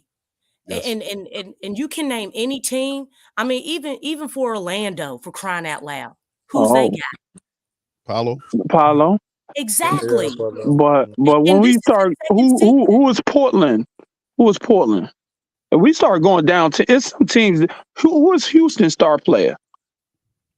Fred VanVleet. Yeah, Shane. No, that's y'all both said two different people. Well, see, but Jay Black, that's the whole thing, though, bro. But the mid-tier teams, yeah, I get what you're saying. So if you don't have a clear identity, you fall into mid-tier teams or lower teams. But that's why we having a problem here, is because we don't have a clear. But is that more on that's Willie or is that the players? No, I think first of all, Griff came out. You know what I'm saying? And what did he say? He made that clear. Why is that important? When you make that clear from the top, it trickles down to the bottom because everybody has that understanding that was not specified.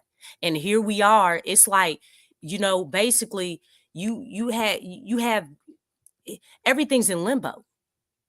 It's in limbo. It's a mixture. I agree with what you're saying, Lexxah. And Jay Black, you're making really great points on it. A few things. You're right about the fundamentals of the team. At times, the free throw thing that's something that Zion, Bi, these guys have to get better at. I mean, my goodness, the free throws are. Listen. Anytime they can employ the hack a shack strategy on Zion, Oh and, man. and he gets to the foul line and he starts clanging them damn shots up there, man. It's the other night he was what, like 5 of 10. And I was like, damn, man, we got to get this under control because this that don't make any sense. I mean, he's But thi- fantastic, but that's a very weak part of his game. Now, in terms of the his physicality and attacking the hoop, I love his physicality to get there. But the thing is, like we was talking about, he's starting to get those foul shots, those foul calls now. But what good is him getting those foul shots if he gets to the iron, he doesn't finish, and then he has to get to the free throw line, and then he goes 1 for 2. So it's like a part of the game, like even the best players. Barkley talked about this. I remember Malone was mentioning this some time ago before all the stuff started happening with his, him. They was talking about how they had to develop another aspect of their game. You can't be a one-trick pony in the league. You got to be able to develop other aspects of your game to make you more versatile. And him having a mid-range shot, I'm not too much into him shooting the threes. If he, like I said, I know he shoots the mid-range shot at practice. There's video and footage. I see him really comfortably shooting the mid-range shot. He just doesn't do it much in the game. If he starts doing that, because they're backing off of him. If you watch the tape, them goddamn guys are backing up off of Zion 5 feet, giving them the shot. I mean, you got to start employing that. And when you start hitting it, they'll come to you, and then you can go around them. I mean, but it's like they cluttering up the paint. He has to fight for these tough baskets to get there. And a lot of what he's doing, he's just a really, I mean, he's a talented player, man. He's a one of a kind type player, but it's many parts of his game that he got to develop. And then in terms of who's the star of the team, I mean, in terms of options, if we look at it in terms of options, their philosophy, they tell us a lot of stuff. They tell us that Zion is the center point. He's the centerpiece of the Pelicans. But if you look at it, I don't, it's not the case. It's more Brandon Ingram than it is Zion. Now, how did that get to that point? Because Zion, through many of the years since he's been here, has been hurt. So in his absence, the team had to build around or develop who they had. And that most of the time that was Brandon Ingram. And you can see Willie Green appears to be more comfortable with Ingram doing his thing than Zion standing on the 3-point line. So I mean, that's what I'm saying. So it's a weird dynamic here. And Doc Ock just needs to shut up with the word salad. Because we went Doc Ock and we bypassed Paul Trains. And that's why he was trying to get out of here to go to the Washington. Who wants to go to Washington, for God's sake, to be the general manager? But anything to get some kind of credit. We just shoot right past Paul Trains. But I mean, yeah, that's some of the stuff on it, man. I just think like it's the fundamental. I'm a big fundamental guy, man. I love the fundamentals. And that's the stuff that we can control, family. Those referees, and like Jay Black, you were right, bro. Hit those threes, they come and they go, bro. But the defense is something we supposed to stand on. And my goodness, how many games we would have won so far if we would have hit them damn free throws? I mean, seriously. So that's just the part. Willie talked about it. We got to hit our free throws. And I see some improvement, but not consistently. So I mean, we got to get better at some of those things that we can control before we start looking at all this other stuff. I agree with you on the fundamentals. But y'all can respond by bringing Don, man. Don is waiting to pop on this. So if anybody won't respond to that before I bring in Don. I agree with you, Big Q. I mean, definitely fundamentals is a big issue. Anytime you have free shots, we got to take advantage of those. But I think it's that, and this also alludes to what you said in the past, Jay Black, is that we've had moments where we've had big leads and we've lost them. How many games was that? That we really could have won. And also even with the close games, it in some of those like with Memphis. I don't think those came down to free throws, but just really situations like not guarding the inbound pass on, with less than a second on the clock or something like that. We didn't need that. I think just different situations didn't call for certain things. The way that we're guarding a play at the end of the game and really just executing down the stretch. I know that they've been working in practice on, executing or working on down the stretch scenarios in practice, Yeah. executing their plays. Larry Nance, he talked about that. It's weird. It seems like, down the stretch, they forget how to play basketball. They don't know how to pass. Everyone is standing around. Those things right there is like, what are you all doing?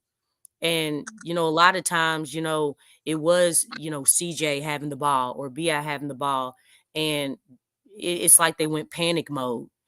So, I mean, I agree with the free throws and really just the understanding the situation and having some poise down the stretch. I'm glad they're working on that. I wish they kind of would have addressed it earlier because there's a lot of wins that just situational.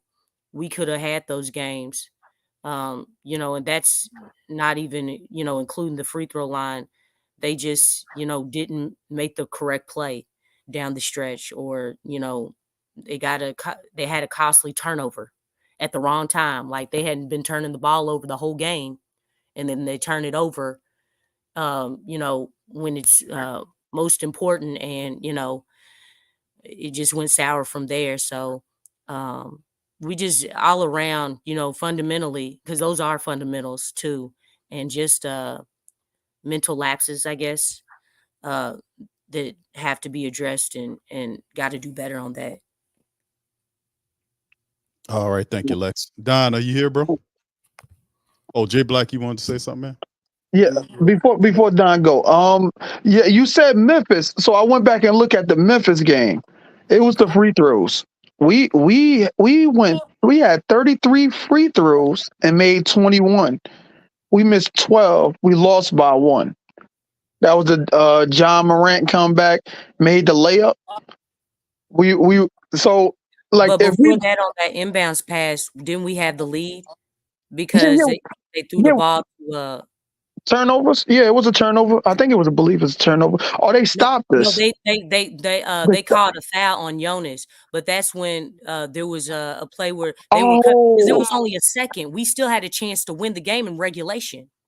oh yeah, when Jonas got the alley oop foul, Yeah, and boneheaded yeah, foul. they called that. It was Oh my like god! Yeah. something ridiculous. Like it really, I feel And like it they was should have called it. Yeah, 0.4 seconds, and it was the oh yeah. Then we went into yeah, they overtime should have and lost. had. They knew what they need. They needed 2 points. Yeah, So you pack the paint. Get another athletic, someone who's really athletic who can jump.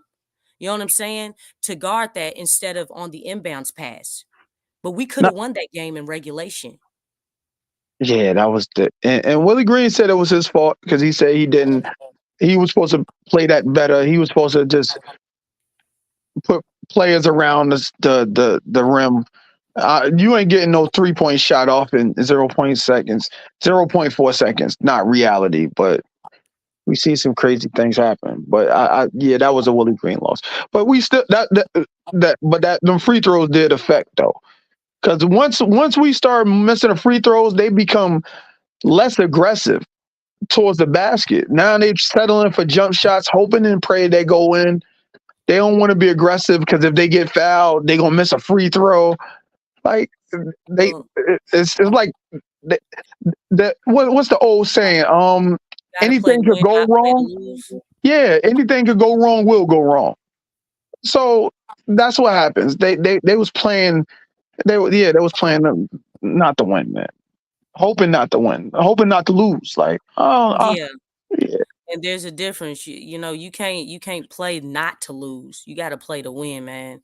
And because they took their foot off the gas, and they had a double-digit lead in that game, didn't they? Yes, I believe so. I think it was about 10 or something. Let me see. And it was like, I think like the last 4 or 5 minutes or something Yeah, crazy like that we where they lost. They just I don't know. I don't know if they stopped playing or what. they lost by. We was up by 15 in one part of the game. Yeah, that was our biggest lead, 15 points. But Don, you here? Yeah, what's No. up? Hey, Black, what's up, bro? What's going on? What up, Dion? How you doing, brother? Man, tired of fucking losing. I'm tired of losing, man. Like I That's be why it took like, you so long to get on here. yeah, nah, I didn't know y'all was about to. It seemed like y'all was about to close out, so I had exited off on it earlier. But I was like, today, man, I be for these type of games. It's like the fans wake up and know it's game time and the type of game is going to be. It's like, but we don't. They don't as a team. Like what the hell? Like how the fans? I'm in front of the TV. Like oh yeah, this this big time day today. Oh yeah, everything got the court looking nice. Something to prove. You know what I'm saying? Zion, Bi, no Katie out there, Book out there. So they want to show that they somebody too, and they just come out there and just like bend over, and then just bend over some more, and this let's take it. Like damn, like. What's going on, fellas? Like it just like lack of preparation or what? Like I don't. It's annoying. And then to start the game off, I'm just keep on looking off Zion. It's like man, we had the dude Zion. There was no match for him tonight. Nobody could match up with him tonight. We didn't give him the ball enough in the first. He had it going. You know what I'm saying? We stopped giving him the ball, because they want to shoot and all that stuff. I'm like, bro, he needs, like I'm saying, Willie Green should have emphasized that coming into this game. Like, bro, we need to give Zion the ball. Simple as that. And we seen it, you know what I'm saying? Even if he didn't before the game. What you see based on what's going on in the middle of the action, hey, feed them. Feed them. You know what I'm saying?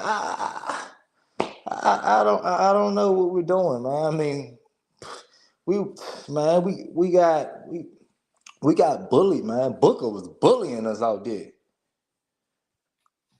Booker was looking like a dog. Like he good, but it's like, man, he was bullying us. And we got Dyson Daniel going one-on-one with him. Like where's the double force it? And then even okay, yeah.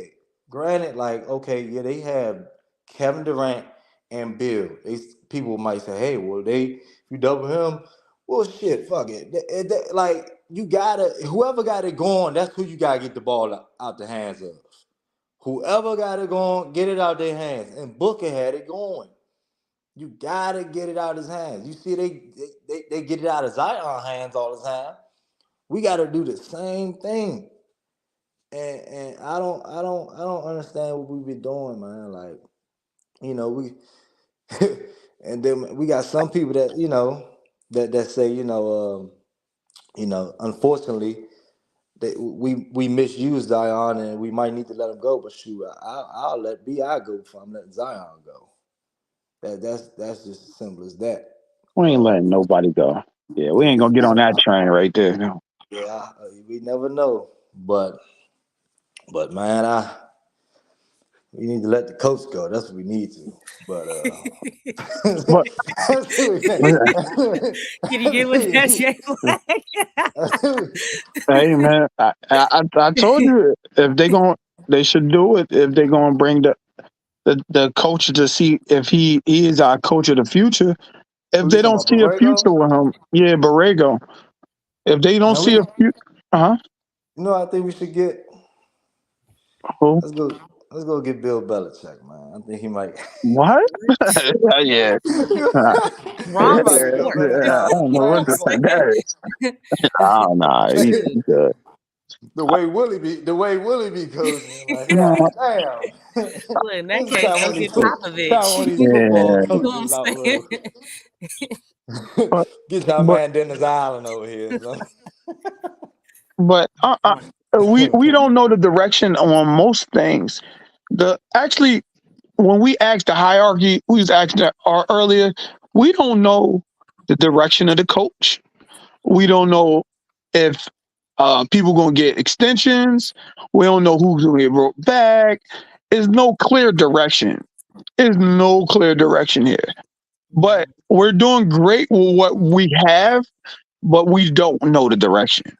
It's like they're playing like this year. We're like, if Willie does great, he comes back. If he don't, he gets fired.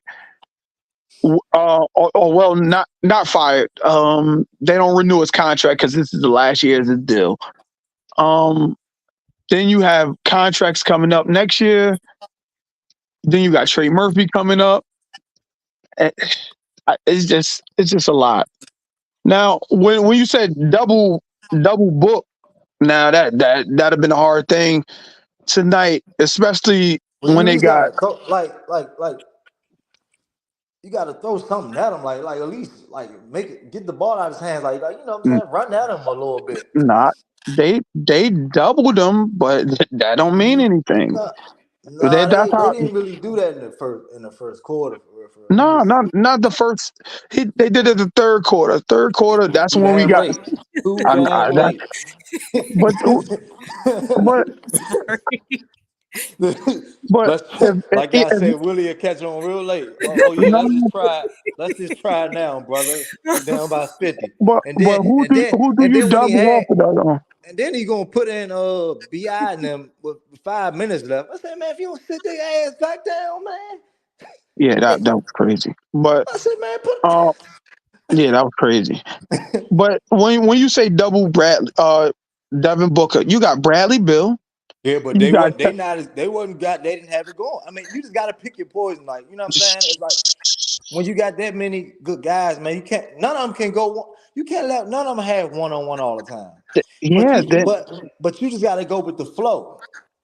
You gotta go with the flow of the game. You know what I'm I'm saying? shocked that you're not saying we had to lean more on offense. We needed to match their scoring output. I don't think it The was first, no one defense that could yeah, really stop this unit. We don't but got it the. was. Go ahead. Yeah, I was about to say, nah, I'm not even going to say that because I mean we need to at least do something on defense first. I mean, we wasn't doing nothing on defense. I mean, they was just getting whatever they wanted. Whatever they wanted. You know what I'm saying? Like, I mean, I mean, talking about whatever they wanted, man. So I mean, yeah, the offense we needed that too, but I mean, it was a tough situation. Couldn't nobody we bring off the bench was going to be able to guard. We need to do that shit as a team. We needed to guard them as a team. You know what I'm saying? Hawk wasn't gonna do it. Trey Murphy wasn't. Nobody nobody was going to stop none of them. We need to Ain't do trying that to as a say. team. If Huh? you, so you don't think? So my mind said was scrap the center.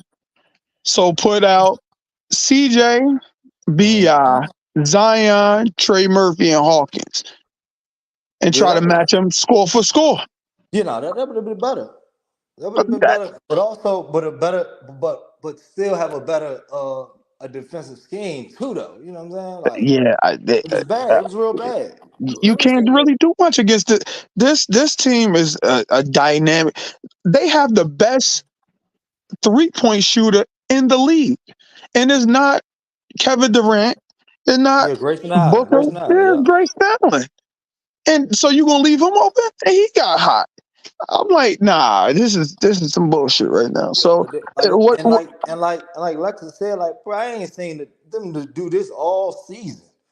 Yeah, but They just they ain't have these. They ain't have all these guys clicking at the same time. nah, man. You know, teams be coming to play us like, yeah, nah, y'all punks for real. Like Draymond said, like y'all ain't built like that. Like, nah, they came in here with somebody said, whoever said something to Booker need to apologize because every time he come in here, He just, he Oh, can't miss. Like, man, he was looking good tonight. I ain't gonna lie. Like, if I was a fan of the Suns, I'd be excited, but I was hating them tonight. But man, I was like, man, I would love that over here. You want to take BI? Give me but, book, please. uh-huh. Jesus. them moves Everything was everything was falling for the Suns tonight. I truly do believe no matter what we would have done, um, we wouldn't have won this game. No, But it's it's how we lost this right, game. yeah. Um, so sometimes it's not our night shooting wise, Mm-hmm. and clearly it wasn't because they were making They looked like how the Pelicans should have been playing. The Suns are not known for their defense. And I've seen a lot of their games. How they play today is totally different from how they usually play. I don't know what water they drunk or what, but they were playing really different. They had a lot of pep in their step. They came ready and prepared. And they from the jump, they were ready. They pounced on the I'm telling Pels you. and kept their foot on the gas. I'm I telling you, mean, and I seen it so early. You can tell it was so intense early, and we was coming back and we was making our shots. But I was like, come on, bro. I need y'all to make all the smart decisions though. And then when they came back, when I seen the Suns score, I was like, all right, let's do some smart stuff. Let's give it a Z. I see he got a mismatch on him, and then they go away from it, and that's when they go back down and score, and they come back and still do something dumb again on offense. It's like, bro, like, oh man, that's when they got away. We were like, man, they started coming down and doing dumb stuff on offense. Like you taking shots when Zion got Bradley Beal on him. What are we doing? Like what are we doing? Grayson Allen on him. What are we doing? Like, give him the ball. Give him the ball. This was his night. Like this is like I felt like Z ain't had this many mismatches in a minute. I mean, who could match him tonight? they ain't really. It was just a team effort. So they played like normal. Everybody played one defender on them and have a help defender off the center. Like everybody does that. They did it against Z all day. Even though he scores, all his shots is going to be difficult. It's going to be always a double team, a soft double team or a hard double team inside the paint. So, but the Phoenix Suns is 4-0 in the last 4 games. So they would beat everybody right now. After they lost to the Clippers. They ain't got nothing to do with my we're catching them at the wrong time. And Yeah, at the wrong time, man. Utah Jazz. The Utah Jazz are in the same boat as the Suns. They playing well right now. Yeah. So we got to make the adjustment to these teams because they've made changes. But I think the adjustments that they make as far as facing the Pels is totally different. And I also I said this earlier. Teams since that Dallas game, the second one, they've been getting physical with the Pels, extremely physical. So I mean, with that physicality and that energy level, and then not to mention the team is still not known for the 3-point shooting. We've had great nights with the 3-point shooting, record-breaking nights, historical nights, but the team still is not known for 3-point shooting. I think this for us. I think this Utah game, the shooting is going. We're going to shoot a lot better this game. They're more of an interior defensive team, but they do get back out to their shooters. But they let you get some good shots, some quality shots. They dare people to beat them too. So we can get some good shots from them. Phoenix usually don't give up 3-pointers. So you got to get a lot of interior or mid range. But they was like Kevin Durant seemed like he knew everything like Brandon Ingram was going to do. Whenever Kevin Durant played Brandon Ingram one-on-one, like inside the defense, he knew he was going to go to the mid-range. He knew he had height and length. He wasn't going to shoot over him. So and he couldn't get more physical than him because his body, I don't know. But we still got to hunt the weakest defender out there.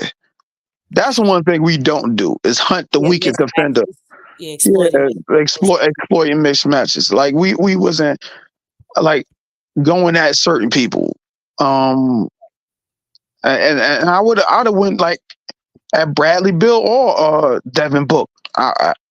Because they gonna give us the points on the other end. You might as well go back at them defensively. So put them in high screening roles multiple screening roles, wear their legs down, and still try to get points, man. Scoring the offense in.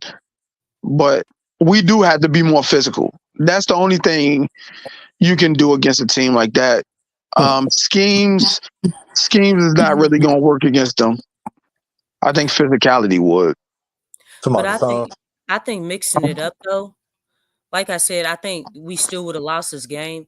But mixing it up and constant mixing it up, showing them different looks, like man doing man one time down the floor, and then when you get back on defense again, going into a 2-3 zone, going into 2-3 zone trap. You know what I'm saying? Just mixing it up, keep them guessing. You know what I'm saying? Just to break rhythm. I think that would have helped again, and then try to again go toe to toe with them with the scoring and stuff. But I think just maybe mixing it up a little bit more instead of just staying with one thing. I think that might have helped. It might have not, but it's something different. It would have helped, but we got to score so we can set up our defense. If we don't score, then we gonna automatically get in our man up because they're gonna rebound. We would have stopped them if Stan was here. Stop. Stan said he had them going over. Stan said he had them going over defense 24 hours in a day. He said well, y'all, he had them going over defense. It's getting to that 12 o'clock mark. So y'all say y'all end the remarks and Big Q, I guess you're in the show.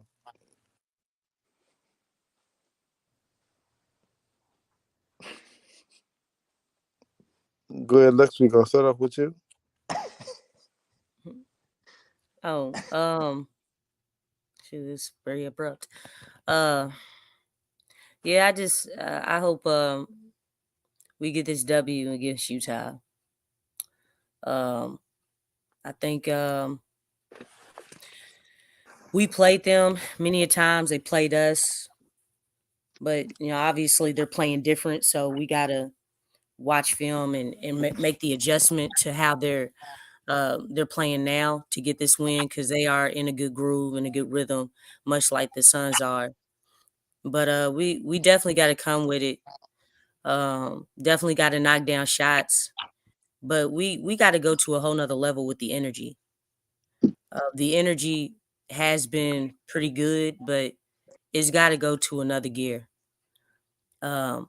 And I think that hence with all the physicality that other teams are bringing, it seems like more teams are really more prepared and really dissecting the Pels, because we've always been taking difficult shots, but we really need to really start examining these games and exploiting the mismatches and taking advantage of situations. So, just got to continue to play better, continue to find the identity, find a way to be consistent, like consistently and not consistently inconsistent. Hope that wasn't too difficult to understand, but yeah, we got to show up and show out and go to another whole level of play. Because right now we're in the 5th seed, but there's still a whole lot of room to improve and grow and get better.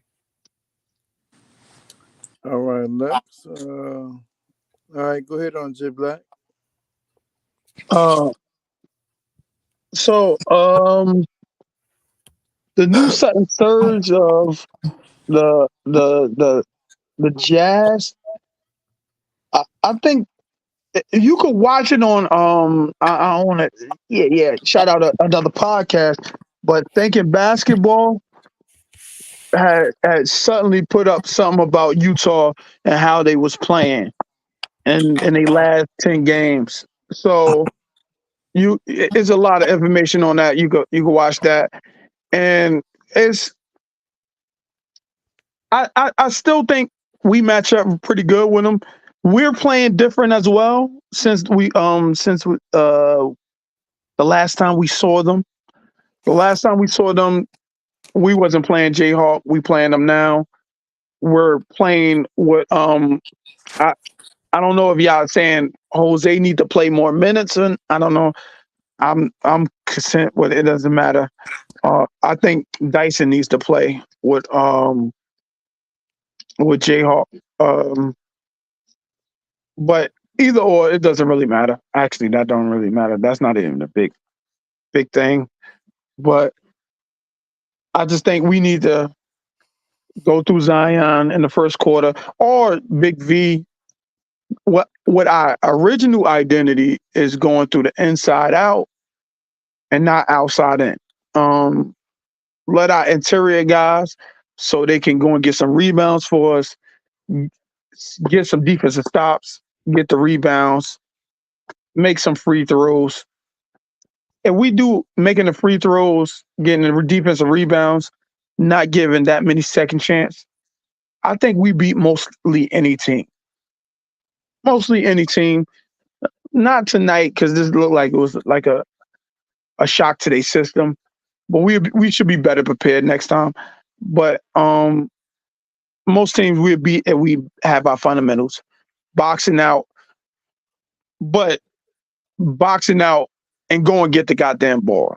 Get the ball on defensive rebound, making our free throws, doing the same system that we always been doing, just with some more physicality on defense, and we should be good. It's not really a big deal. We still on the pace to that 48 game winning by this end of this year. So I ain't got no problem with that. All right. Dan, you got any closing remarks?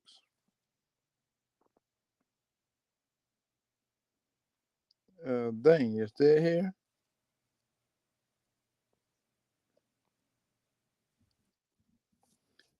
All right, go ahead on Big Q, and then I'm gonna go after you.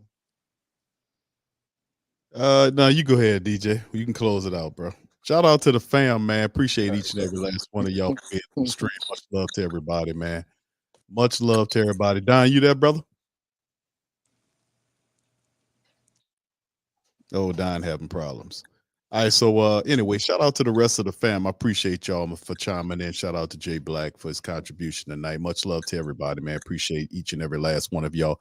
Please feel free to hit the like button and the subscribe button, and feel free to share the show on your social media feed. Shout out to the fam. Check out Lex's PPR report, mid-season analysis. She did a real wonderful job breaking down the game on that as well, man. And we're gonna like I said, a lot of stuff we talking about, man, just brainstorming here.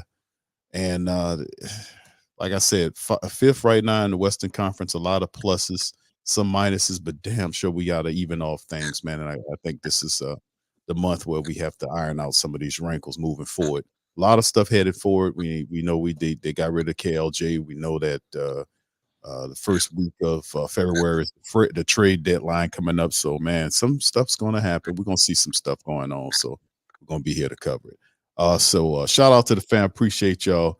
DJ, you can go ahead on and do your thing, brother. All right. All right. So, look, I got a question, Big Q and Lex, but when we going to link up and go to the Pelican game, bro? Okay, what's that? When we are going to meet up and go to a game? To what game? A Pelican game. Oh shoot, man! I'm on the East Coast. Oh, okay. Oh, I'm not yeah, y'all probably have to discuss that.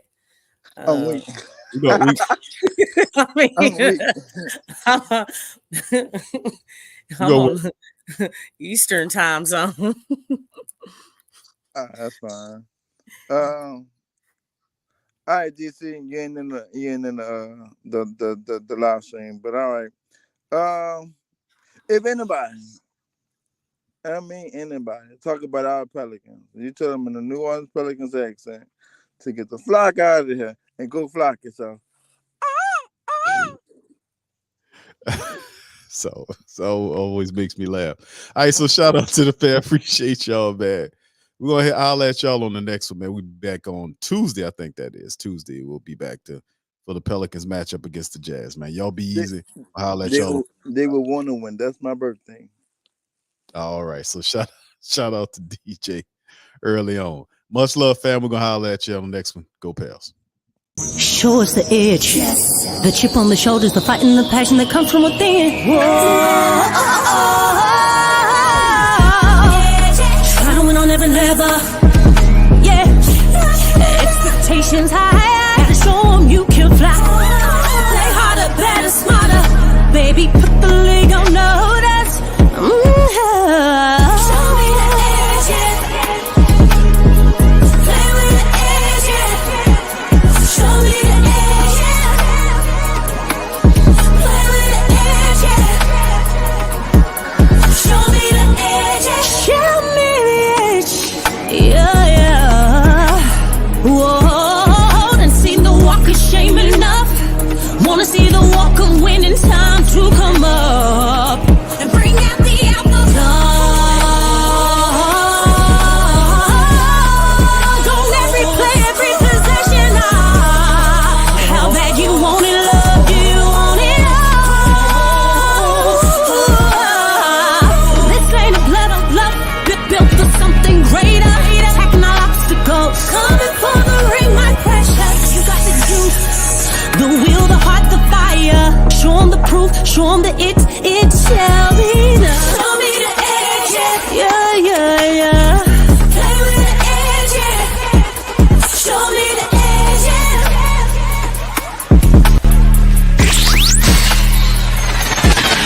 You're listening to the Pelicans Postgame Report on the PRO Media Network for all things Pelicans.